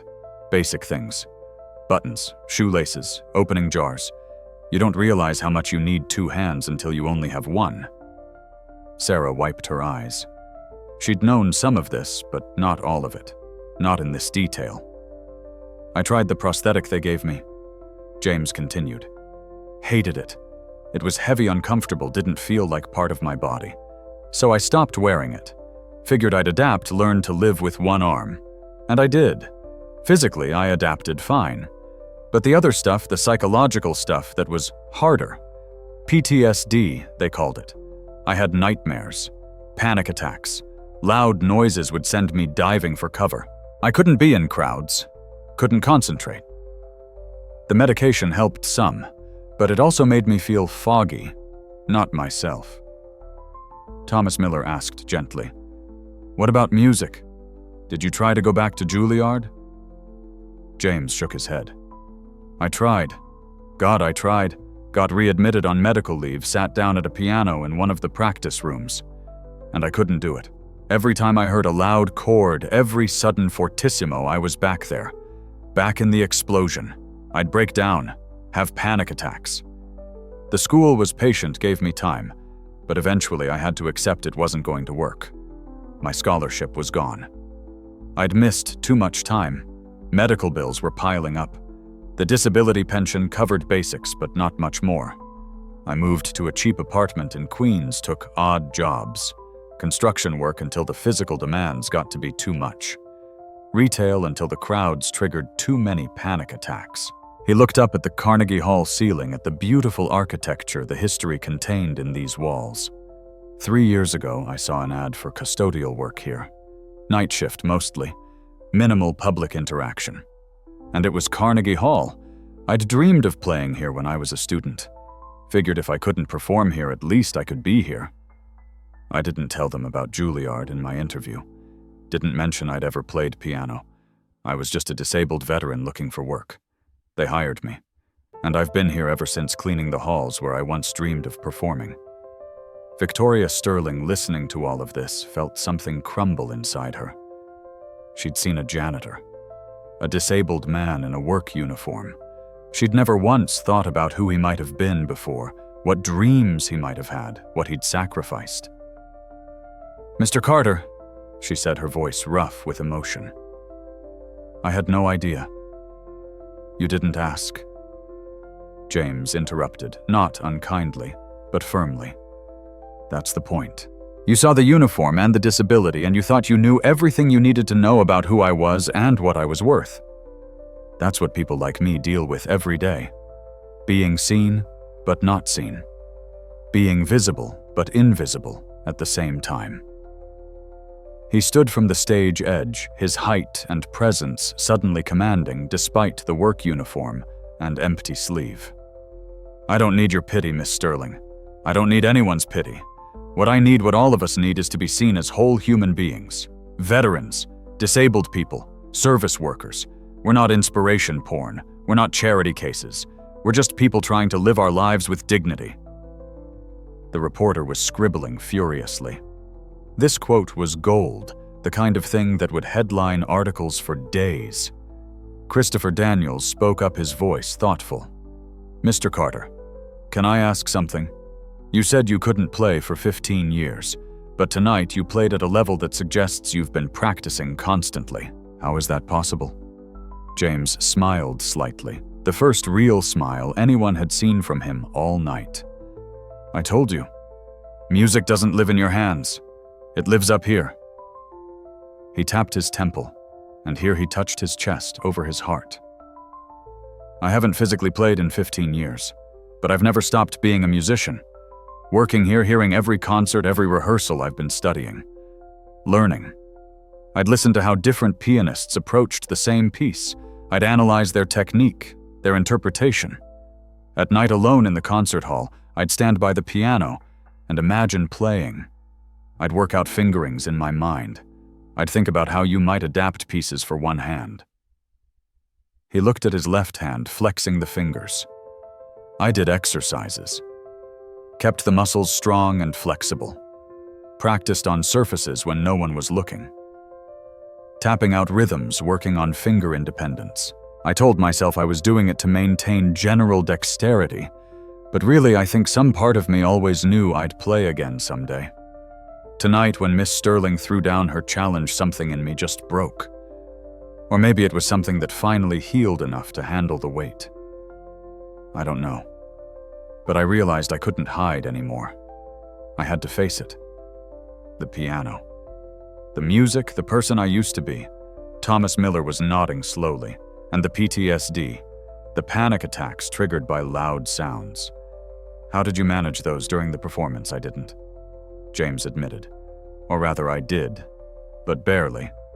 When I played those loud passages, those fortissimo sections, part of me was in Afghanistan again. But another part of me was so focused on the music, so present in the moment, that it created a kind of buffer. The music was louder than the memories, if that makes sense." He paused. "I'm not saying I'm healed. I'm not saying tonight fixed everything. But maybe it was a step. Maybe facing the thing I've been avoiding for 15 years was what I needed to do."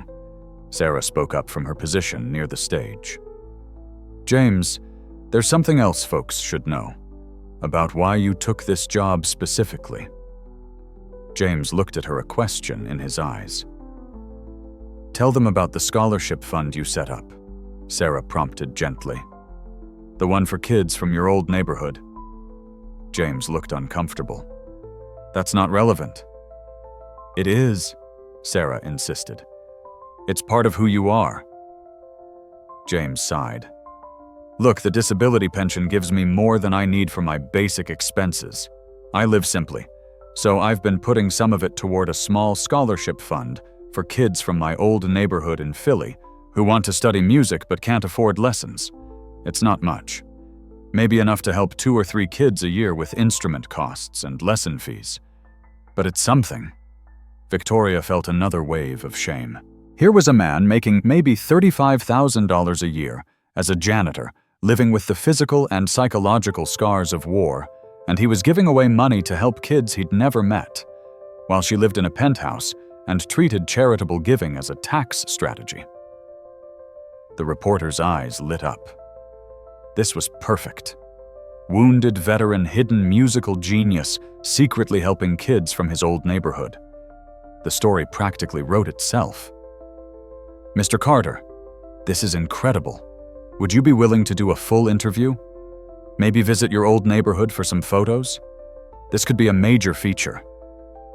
James looked overwhelmed again. "I don't know. This isn't about me becoming famous. This was just about... I don't know what this was about. Dignity, I guess. Being seen." "You've been seen," Thomas Miller said firmly. "The question now is what you do with that visibility. You have a platform now, whether you want it or not. You can use it to help others like you, or you can try to go back to being invisible. But I don't think invisible is an option anymore." James looked around at all the faces watching him. The crowd had grown larger as word spread through the building. Other staff members had joined people who'd worked alongside him for years without knowing his story. They were looking at him with a mixture of pride and wonder, as if seeing him for the first time. He thought about the scholarship students he'd been helping, kids who had talent but no resources. He thought about all the veterans who'd come home broken and given up on their dreams. He thought about every service worker who'd been treated as invisible, as lesser than as not quite human enough to deserve respect.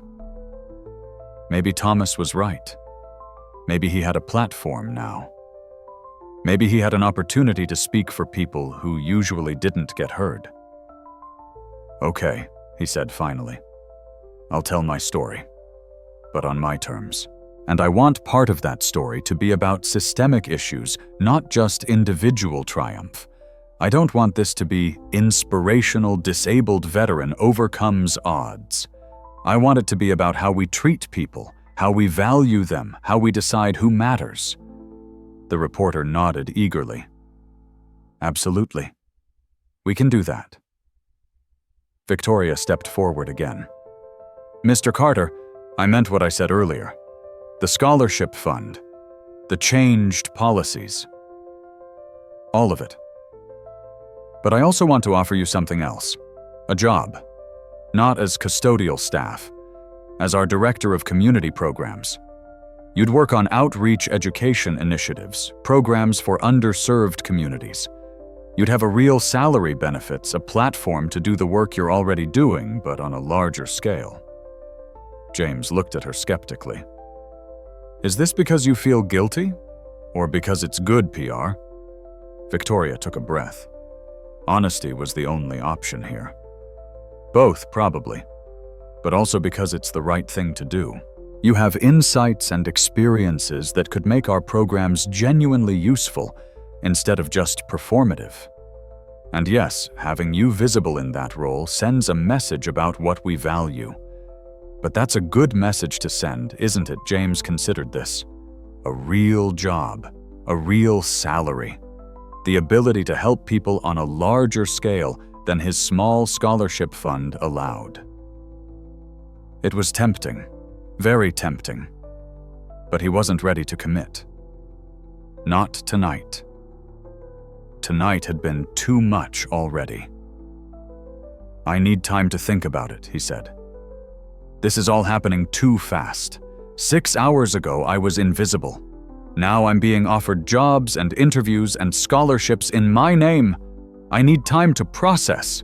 "Take all the time you need," Victoria agreed. "The offer stands."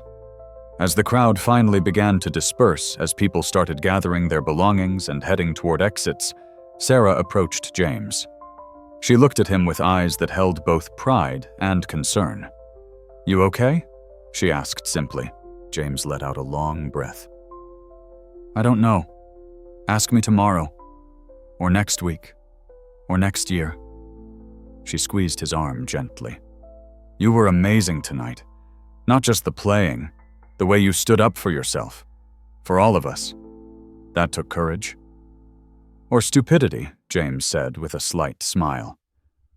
"I might have just Traded a quiet job I was good at for becoming a public figure. I'm not sure that's an upgrade. Maybe not, Sarah agreed. But it's honest. You've been hiding for 3 years. Maybe it's time to stop.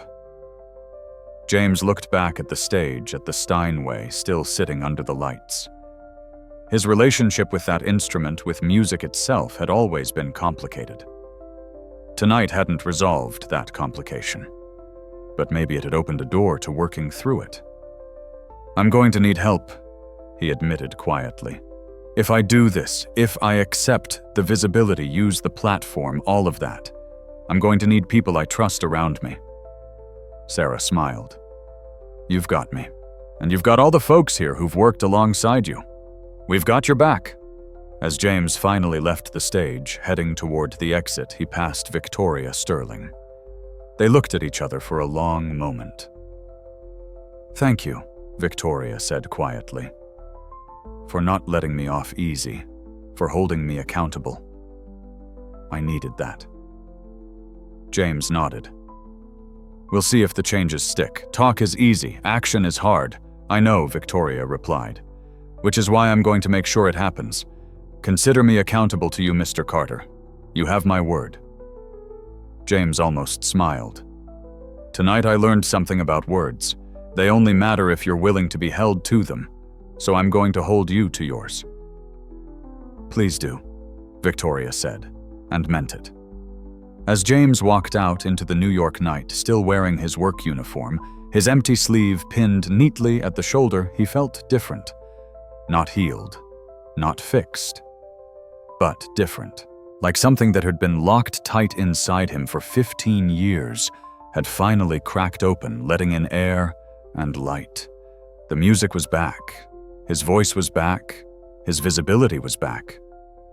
Now he had to figure out what to do with it all. But that was a problem for tomorrow. Tonight he was just going to walk home, lie down, and try to process the fact that he'd done the thing he thought was impossible. He'd played again, and the world hadn't ended. In fact, it had opened up in ways he never could have imagined. The story wasn't over. In many ways, it was just beginning. James didn't go home that night. Couldn't. His mind was too full, his body too wired with adrenaline. Instead, he found himself walking the Manhattan streets, his feet carrying him without conscious direction through neighborhoods that transformed from wealthy to working class and back again. His phone wouldn't stop buzzing. Messages from numbers he didn't recognize. Friend requests on social media he barely used. Emails flooding in. The videos from the gala had gone completely viral. Millions of views.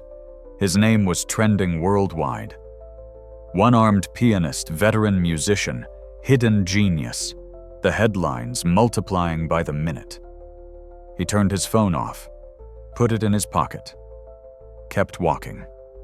Around 3 in the morning, he found himself sitting on a bench in a small park near the East River.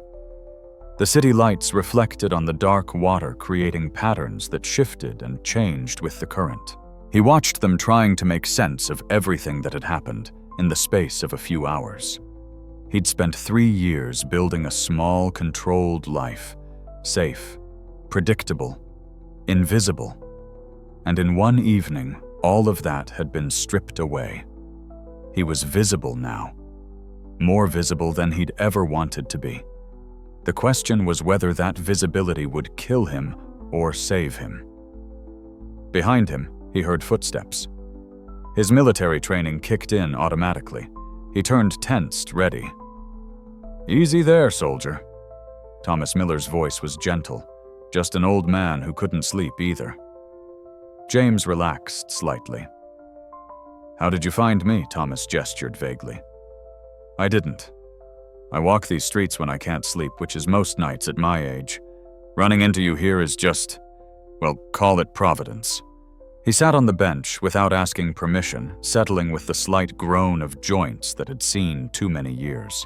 "You played tonight like your life depended on it," Thomas said, looking out at the water. "Did it?" James was quiet for a long moment. "Maybe. In a way. I've been dead for 15 years. Not literally, but part of me died over there. The part that made music. The part that believed I had something to offer the world. I've been walking around all this time like a ghost. Present, but not really here. And now, I don't know. I'm terrified if I'm honest. This attention, this visibility, it feels like standing on a cliff edge. One wrong step and I fall. Thomas nodded slowly. You know what terrifies me? Wasted talent. I've been reviewing performances for 4 decades. I've heard thousands of pianists. Maybe 50 were truly exceptional. And of those 50, you know how many quit. How many gave up because it was too hard, or the money wasn't good enough, or life got in the way. Too many. He turned to look at James directly. You have something rare. Not just technical skill, though you have that. But you have something deeper. You play like you understand that music is about communicating truth, not just reproducing notes.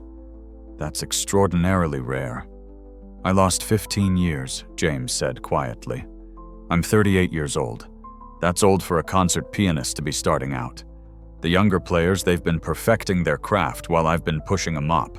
How can I compete with that? You can't, Thomas said bluntly. And you shouldn't try. You're not a young prodigy anymore. You're something better. You're a mature artist with something to say, something real that comes from having lived, having suffered, having lost things that matter. He paused. The young hotshots, they play with technical brilliance. They can execute the most difficult passages flawlessly. But you know what they lack? Life, experience, the understanding that music isn't about showing off. It's about connection, communication, truth. You have that. Don't waste it because you're afraid. James felt something inside him shift slightly. Not resolve exactly, but a loosening of the tight knot of fear that had been sitting in his chest since he walked off that stage. What if I try and fail? He asked.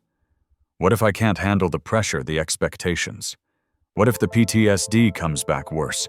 What if I freeze up in the middle of a performance? Then you fail, Thomas said simply.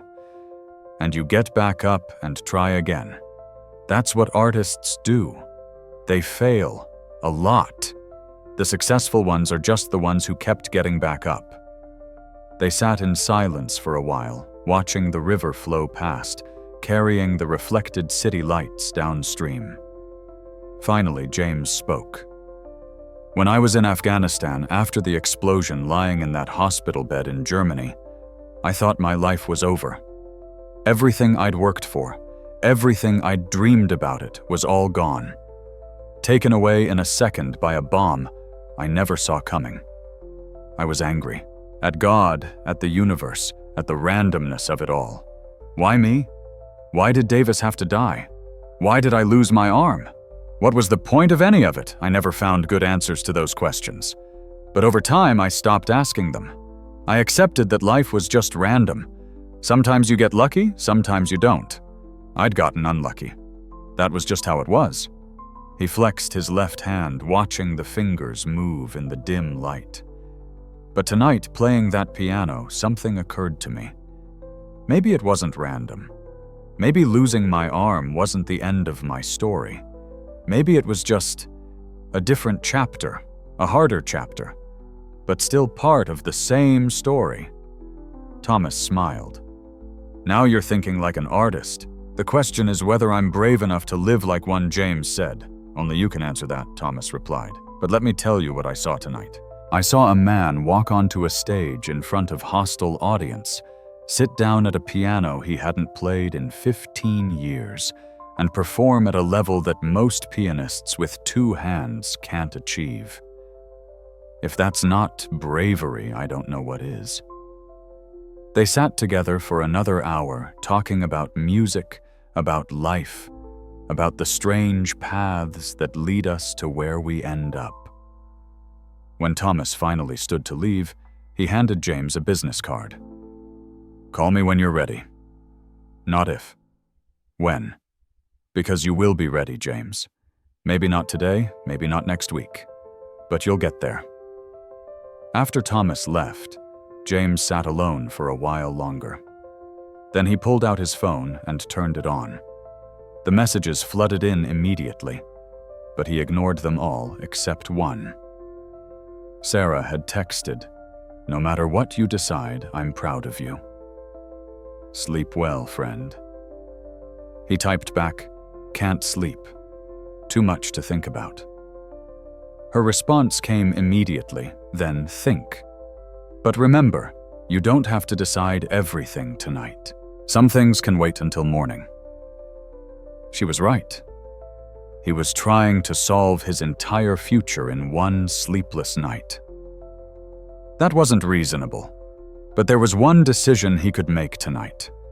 One thing he could commit to before the fear had a chance to talk him out of it. He scrolled through his contacts and found Victoria Sterling's number. She'd made sure he had it before leaving the gala, insisting he should be able to reach her directly. He typed out a message. "About the job offer. I'd like to discuss it, and I have some ideas about the veteran scholarship program.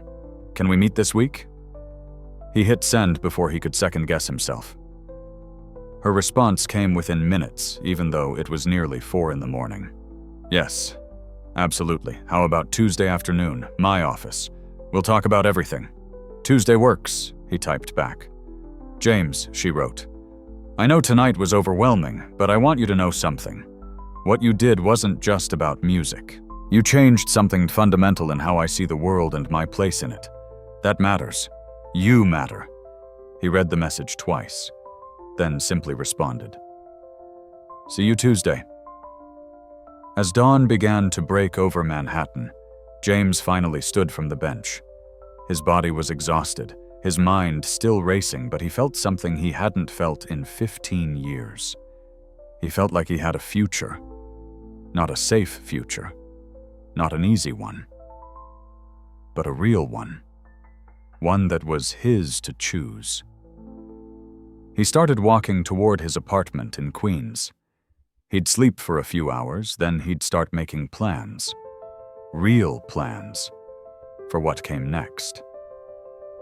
The music was back. Now he had to figure out how to live with it again. How to build a life around it instead of in spite of it. It wouldn't be easy. Nothing worth doing ever was. But for the first time since that explosion in Afghanistan, James Carter believed it might be possible. He was a pianist. He'd always been a pianist. And maybe, just maybe, he could be one again. The story was far from over, but at least now it was a story worth telling. Tuesday came faster than James expected. He'd spent the intervening days dodging media requests, though a few reporters had managed to track down his address. Sarah had helped him draft a simple statement. "I'm grateful for the interest, but I need time to process. I'll have more to say soon." The videos continued to circulate. Think pieces were being written what disability representation really looks like. The hidden cost of making people invisible. When a janitor plays better than the professional. The narratives were spinning with or without his participation. On Tuesday afternoon, James put on his only suit bought years ago for job interviews. It didn't fit quite right anymore, the right sleeve hanging empty, but it was clean and pressed. He took the subway to Midtown, where Sterling Enterprises occupied the top 15 floors of a glass tower. The lobby was all marble and chrome, the kind of space designed to remind visitors that they were in the presence of serious money. James gave his name to the receptionist, who looked at him with recognition that was part curiosity, part respect. She'd clearly seen the videos. "Mr. Carter, Miss Sterling is expecting you. Top floor executive suite." The elevator ride was long enough for doubt to creep in. What was he doing here? He was a janitor. What did he know about running programs or managing initiatives? This was a mistake. But then he remembered Victoria's face when she'd realized what she'd done. The genuine shame. The commitment to change. Maybe this wasn't just about him. Maybe this was about whether people could actually change, whether systems could be reformed, whether promises made in public would be kept in private. The elevator doors opened onto an executive floor that was somehow both impressive and understated. Wealth that didn't need to shout about itself. Victoria's assistant greeted him immediately. "Mr. Carter, welcome. Miss Sterling is in her office. Please follow me." Victoria's office occupied a corner of the building with floor-to-ceiling windows offering views of Manhattan in 2 directions. The desk was massive, but surprisingly neat. The walls displayed art that James suspected was original and expensive. Victoria stood when he entered. She'd traded her gala gown for a business suit, but her expression was different than it had been that night. Less guarded, more uncertain. "James, thank you for coming. Please sit." They settled into chairs facing each other across a coffee table, not the formal desk arrangement. A gesture of equality, James noted. "I've been thinking about what you said," Victoria began. "About keeping my word. About real change versus just talk. I want to show you what I've been working on." She pulled out a tablet and began showing him documents. New policies for all Sterling Enterprises properties. Mandatory respect training for all management and security staff. New hiring practices to actively recruit veterans and people with disabilities. Revised employee handbooks with clear anti-discrimination language and reporting mechanisms. These go into effect next week, she said. Company-wide. Not just at Carnegie Hall, but every property we manage, every business we own. James examined the documents carefully. They looked substantial, but he'd learned long ago that policies on paper and policies in practice were very different things. "How will you enforce them?" he asked. "That's where you come in," Victoria said.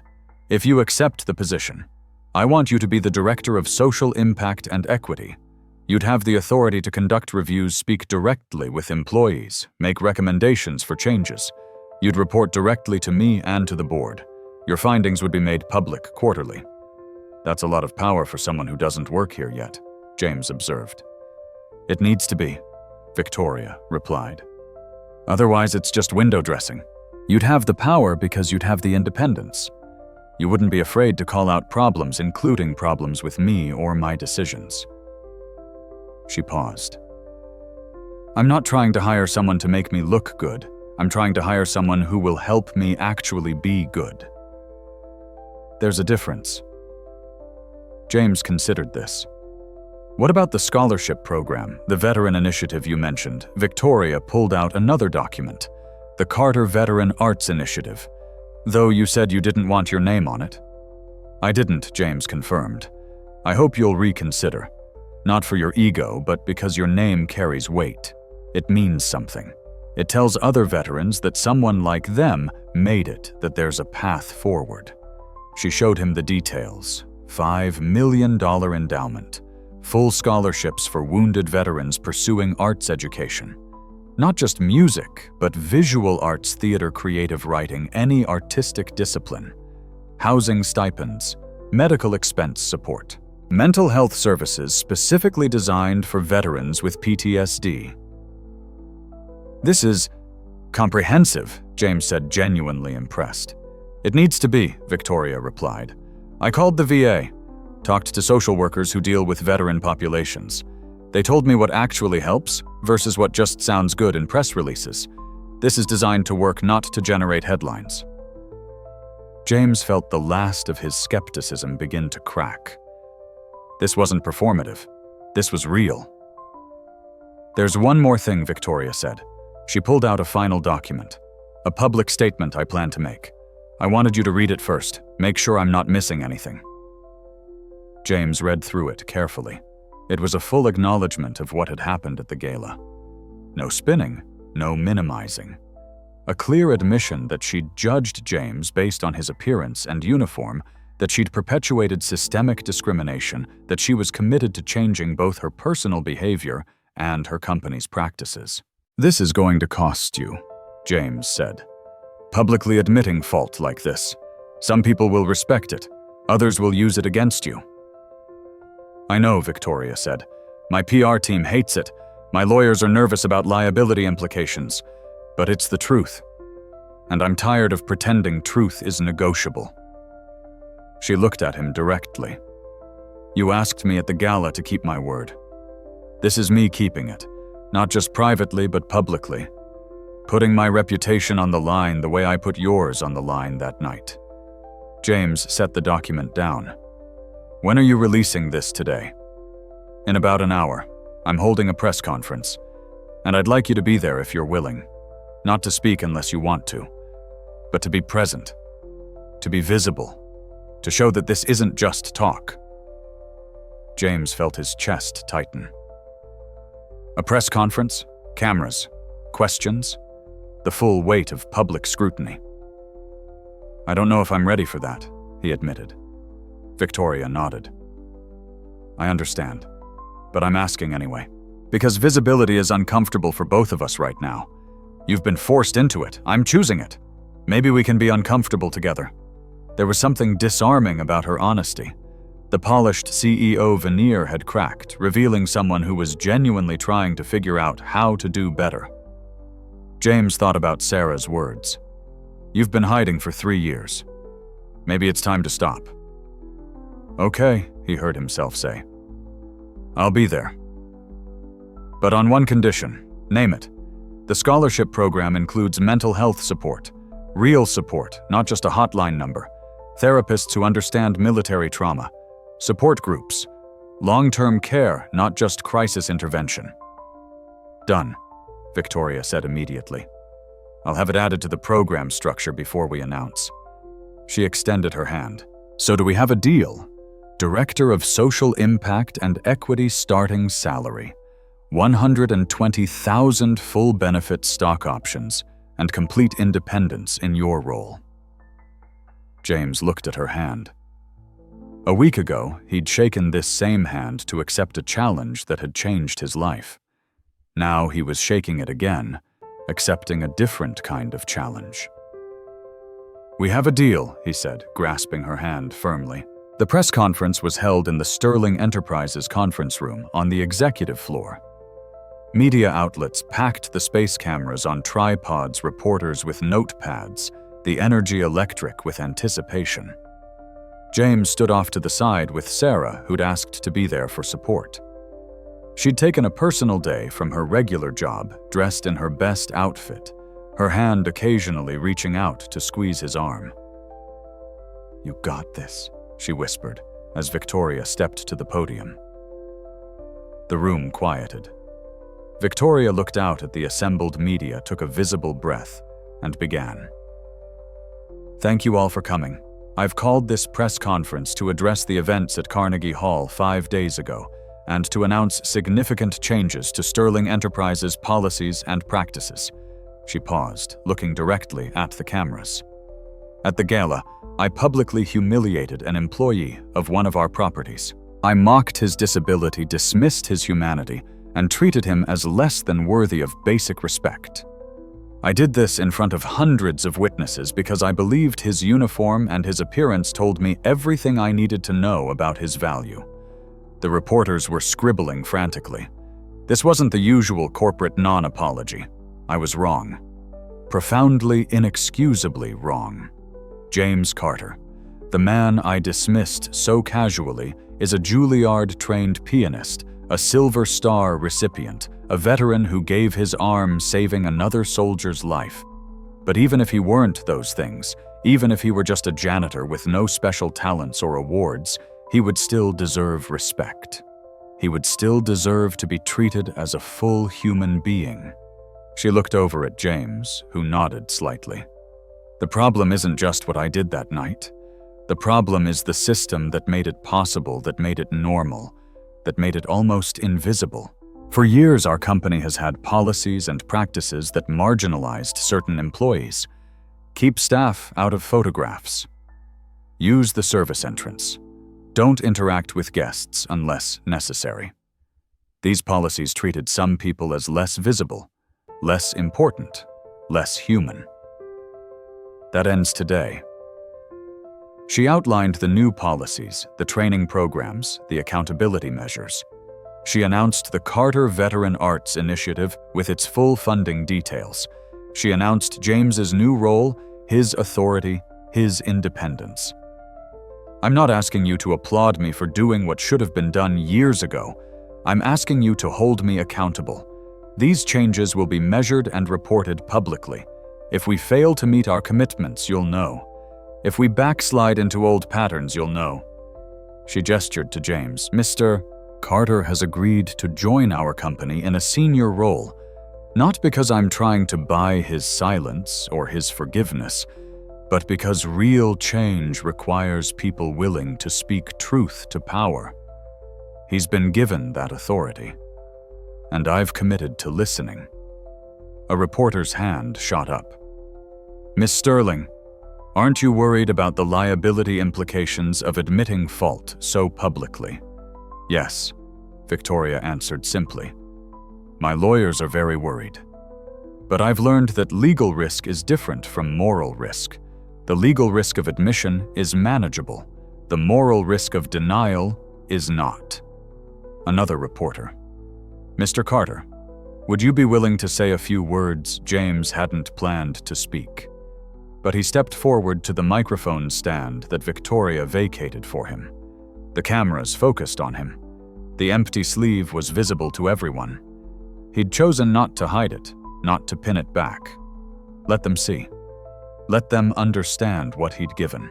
"My name is James Carter," he began, and felt the power in saying his own name in a space like this. "A week ago, I was invisible. Not because I was hiding, but because the way systems are structured made me invisible. Service workers, disabled people, veterans, were often treated as props in other people's stories rather than the main characters in our own. What happened at the gala, what Miss Sterling did, it was wrong. But it was also honest. She said out loud what many people think quietly. And that honesty, as painful as it was, created an opportunity for change." He paused, gathering his thoughts. "I don't want this to be a story about one bad person who learned a lesson. I want this to be a story about systems that need to change, about how we value people, about who gets respect automatically and who has to earn it again and again." The scholarship program being announced today, the policy changes, they're a good start. But they're only a start. Real change happens when people at every level commit to seeing each other's humanity. When we stop making assumptions based on uniforms or disabilities or job titles. When we recognize that everyone has a story, everyone has value, everyone deserves dignity. His voice strengthened. "I'm a veteran. I'm disabled. I'm a pianist. I'm a custodial worker who's about to become an executive. I'm all of those things at once. None of them cancel each other out. That's what I want people to understand. We contain multitudes, all of us."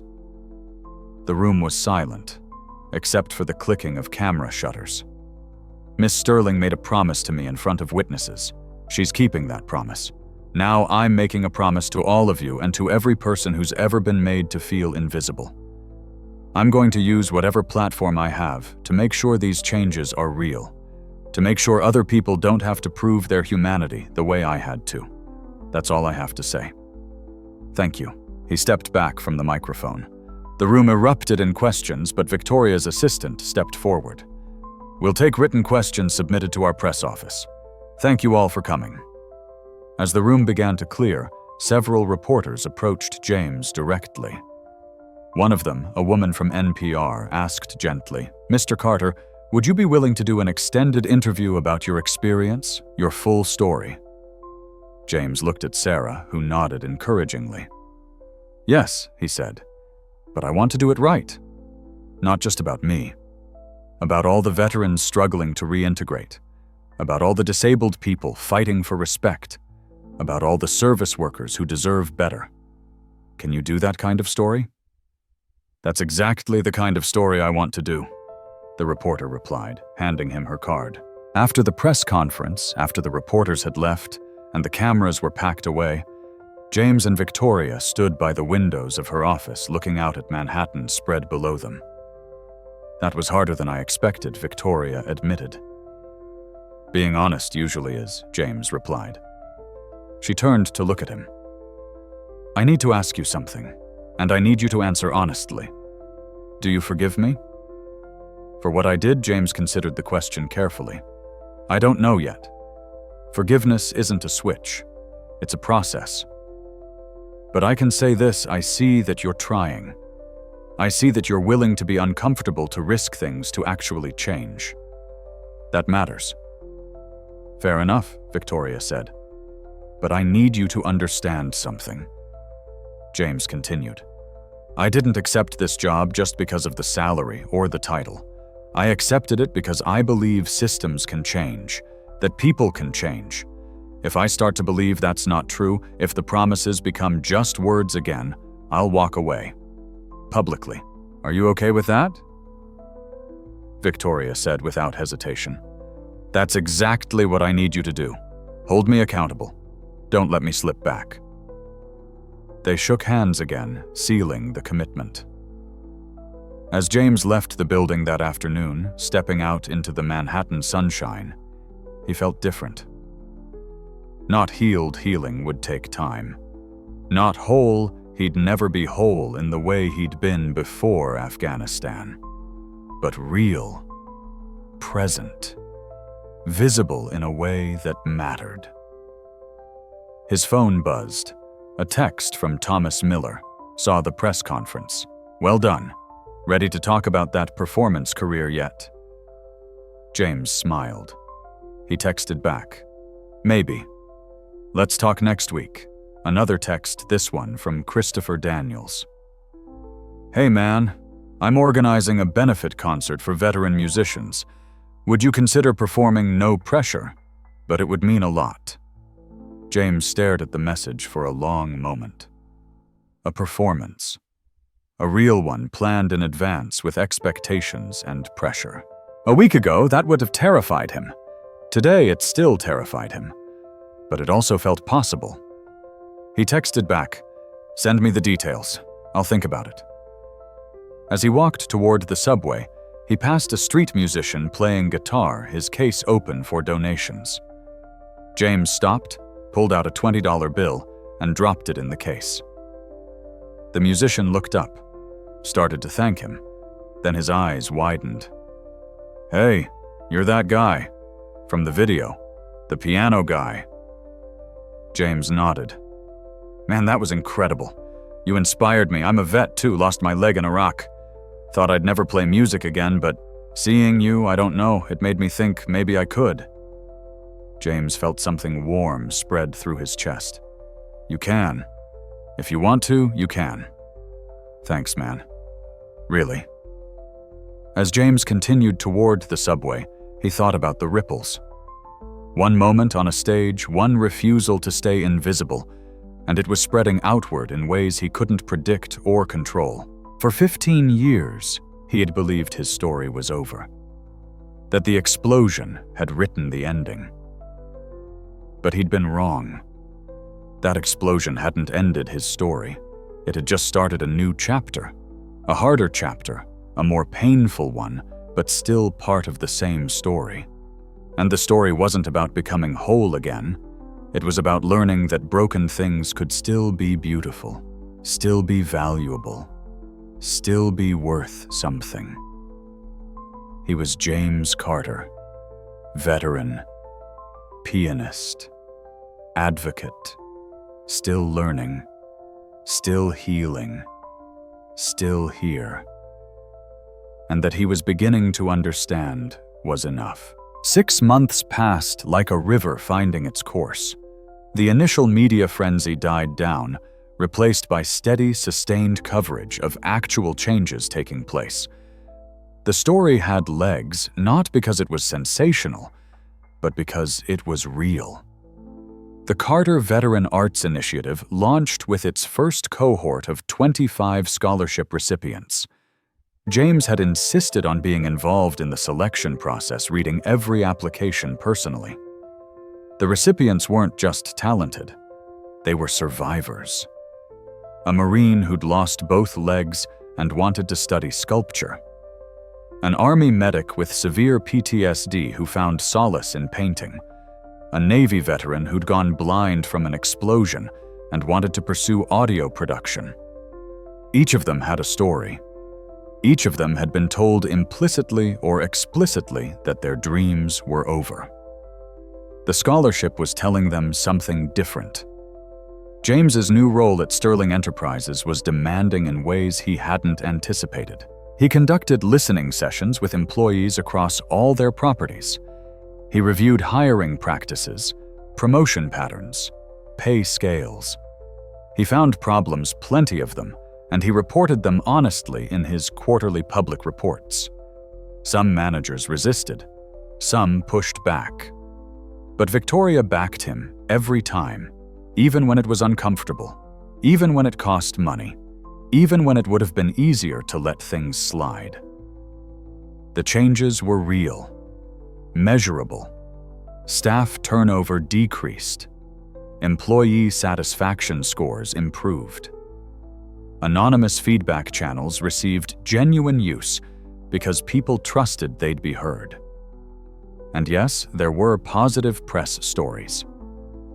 Victoria's company was featured as an example of how to implement meaningful DEI initiatives. But James insisted those stories always include the full context, the failures that came before the resistance that still existed, the ongoing work required. On a Wednesday evening in October, James stood backstage at Carnegie Hall for the first time, not as a janitor, but as a performer.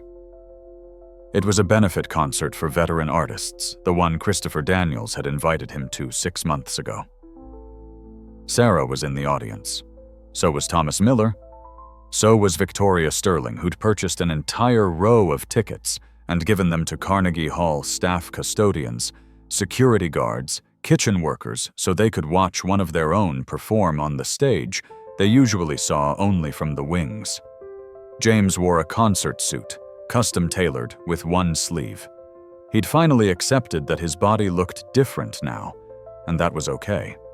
The empty sleeve wasn't something to hide. It was part of his story. Christopher found him in the green room. "How you feeling?" "Terrified," James admitted. "But in a good way, I think." "That never goes away," Christopher said. "The terror. You just learn to play through it." The stage manager appeared. "Mr. Carter, 5 minutes?" James nodded, took a deep breath. He walked toward the stage entrance, following a path he'd walked hundreds of times with a cleaning cart. Now he walked it as an artist.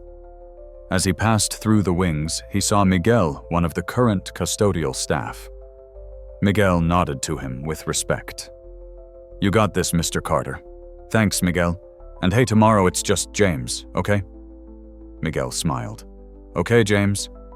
James stepped onto the stage. The lights were bright, the same lights he'd watched from the shadows for 3 years. The Steinway sat center stage, its lid open, waiting.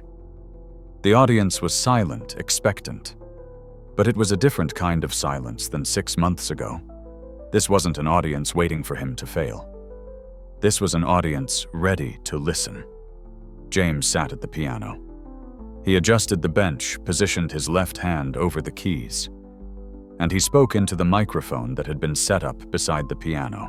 "6 months ago, I stood on this stage for the first time and played because I had something to prove. Tonight, I'm playing because I have something to share." He paused. "This piece is called The Long Road Home. I wrote it over the last few months.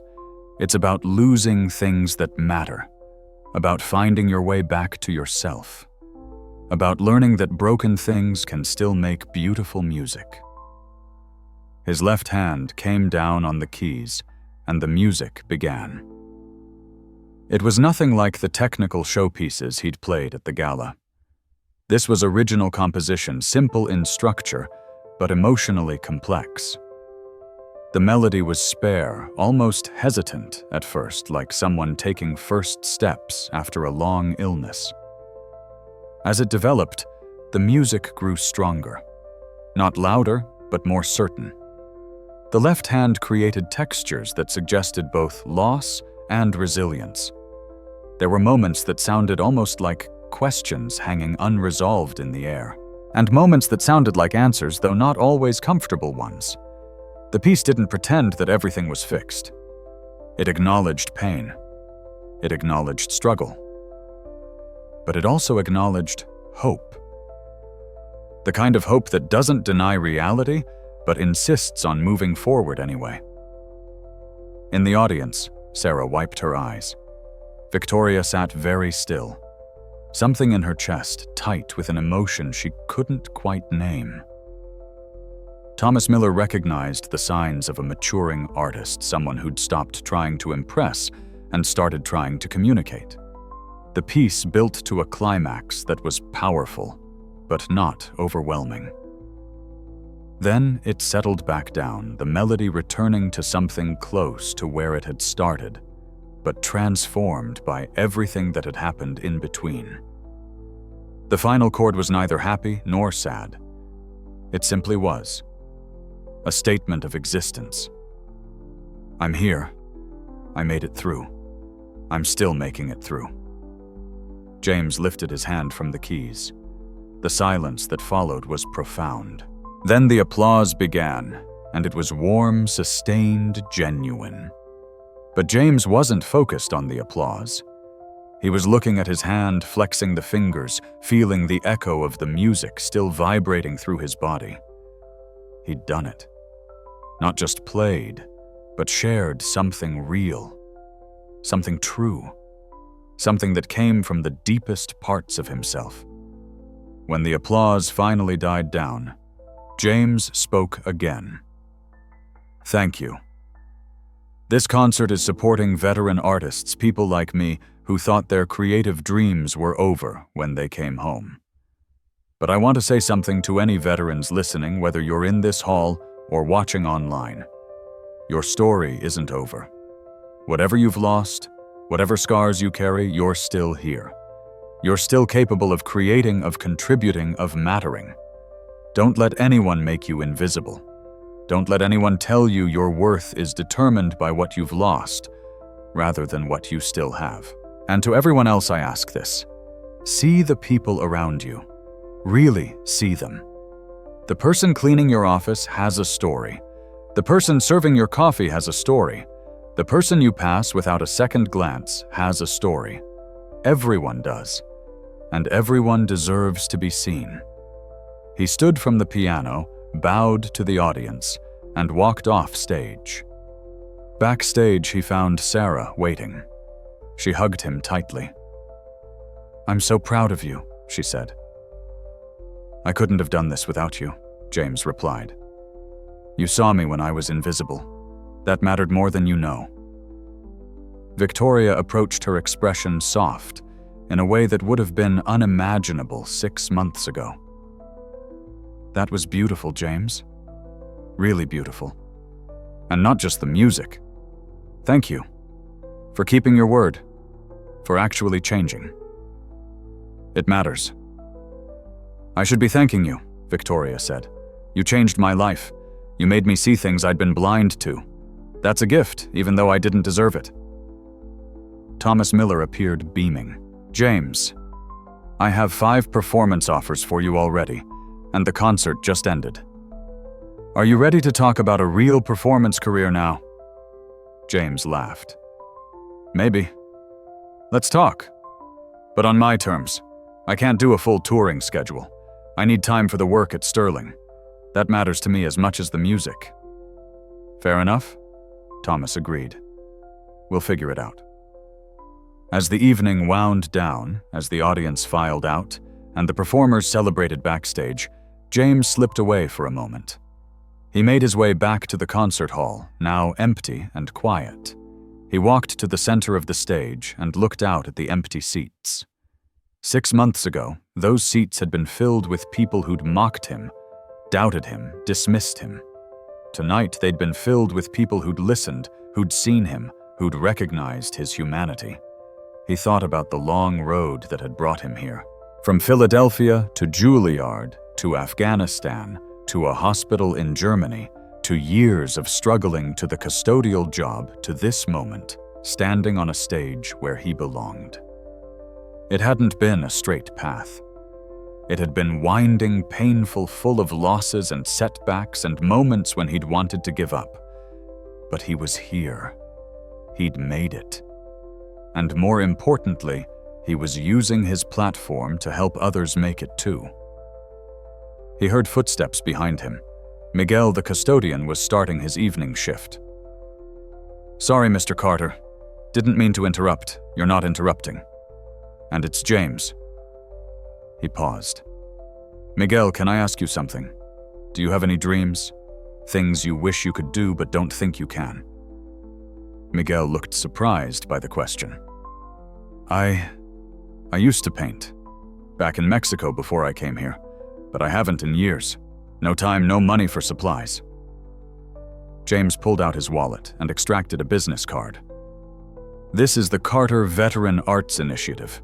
We fund more than just veterans. We also have a program for working artists who need support. I want you to apply. Tell them I sent you." Miguel's eyes widened. "I couldn't." "You can. You should. Everyone deserves a chance to pursue their dreams, Miguel. Not just rich people. Not just the lucky ones. Everyone." Miguel took the card, his hand trembling slightly. "Thank you. Really. Thank you."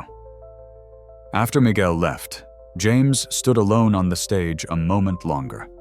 Then he smiled, turned off the stage lights, and headed for the exit. He had work tomorrow, listening sessions with employees, a meeting with the scholarship board, a phone call with a veteran who was struggling and had reached out for advice. The music was important, but it was only part of the story now. The larger story was about dignity, respect, visibility, change. About making sure that no one else had to prove their humanity the way he had. It was a big story, a hard story, a story that would take years, maybe decades to fully tell. But James was ready. He'd faced down worse odds than this. He'd survived war. He'd survived loss. He'd survived being invisible. Now he was going to thrive being seen. As James walked out of Carnegie Hall that night, passing through the same doors he'd entered 3 years ago, looking for a job, he thought about all the invisible people in the world. The ones working in the background of other people's stories. The ones dismissed because of their uniforms, their disabilities, their circumstances. He'd been one of them. And in some ways he still was. Because visibility wasn't a permanent state. It was something you had to maintain, fight for, protect. For yourself and for others. His phone buzzed.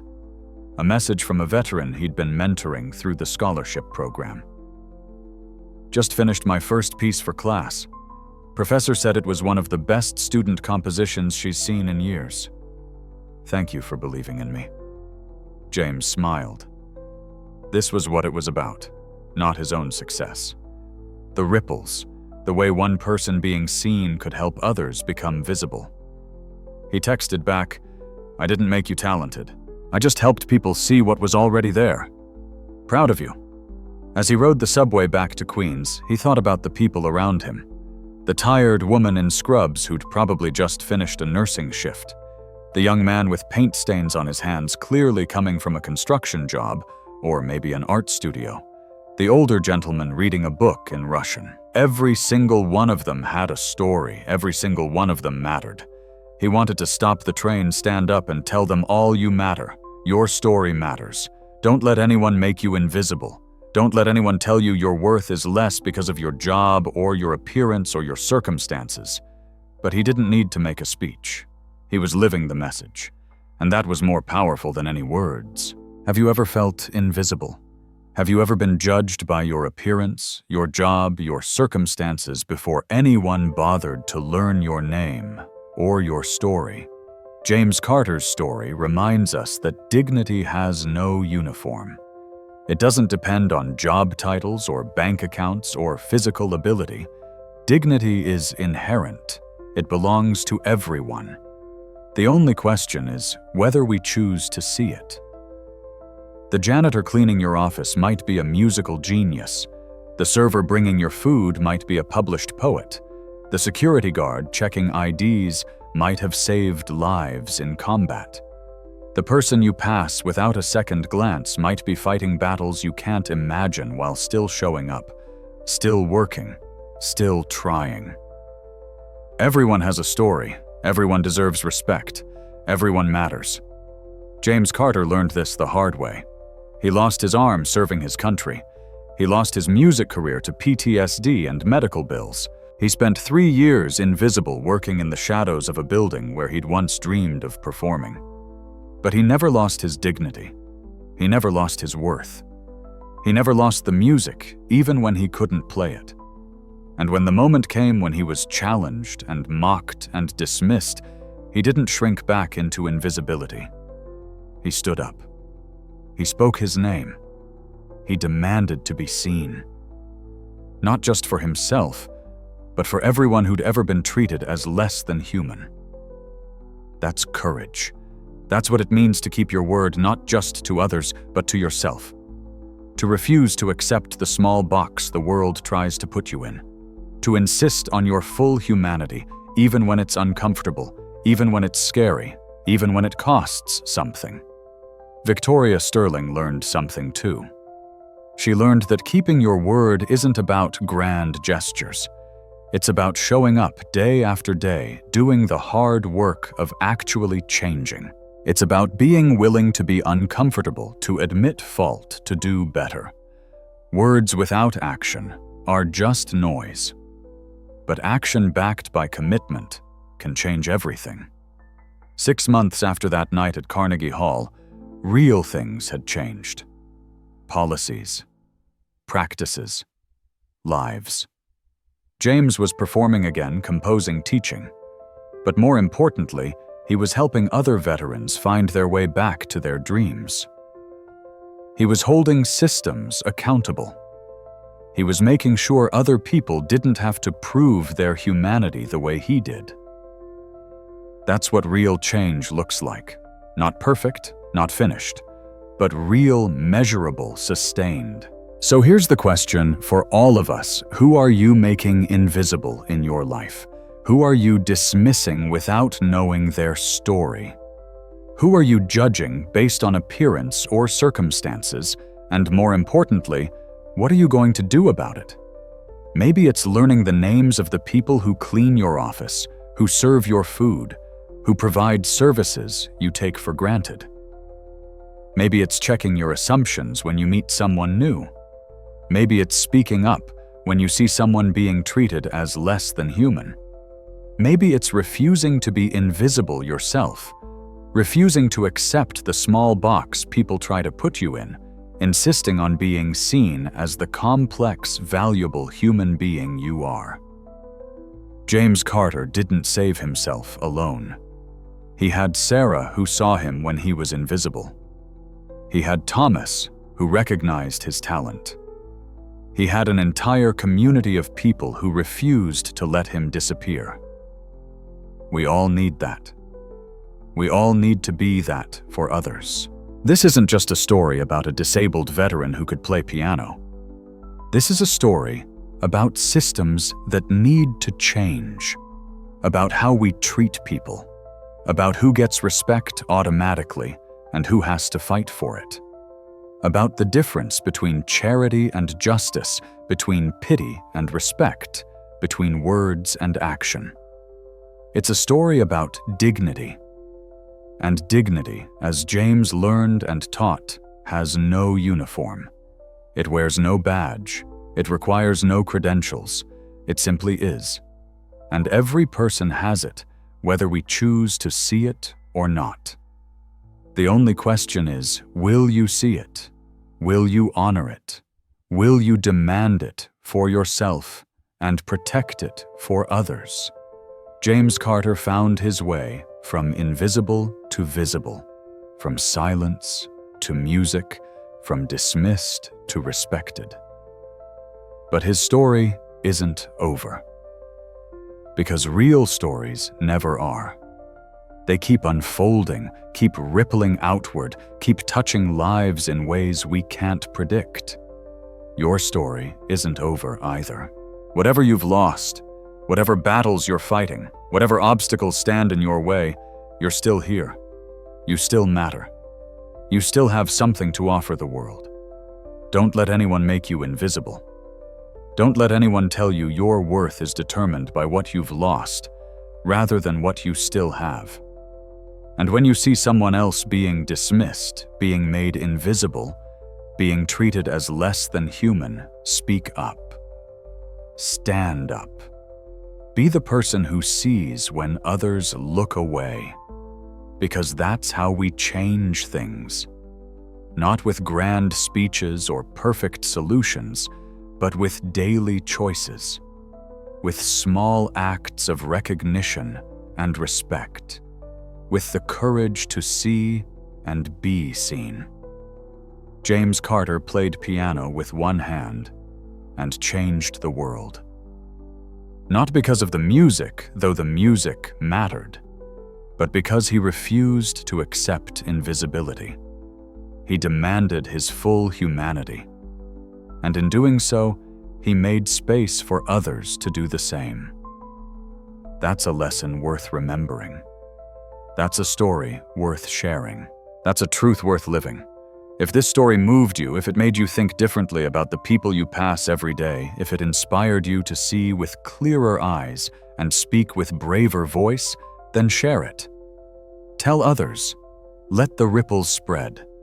Because the more people who refuse invisibility, who demand dignity, who insist on being seen and seeing others, the more the systems that make people invisible begin to crack and crumble.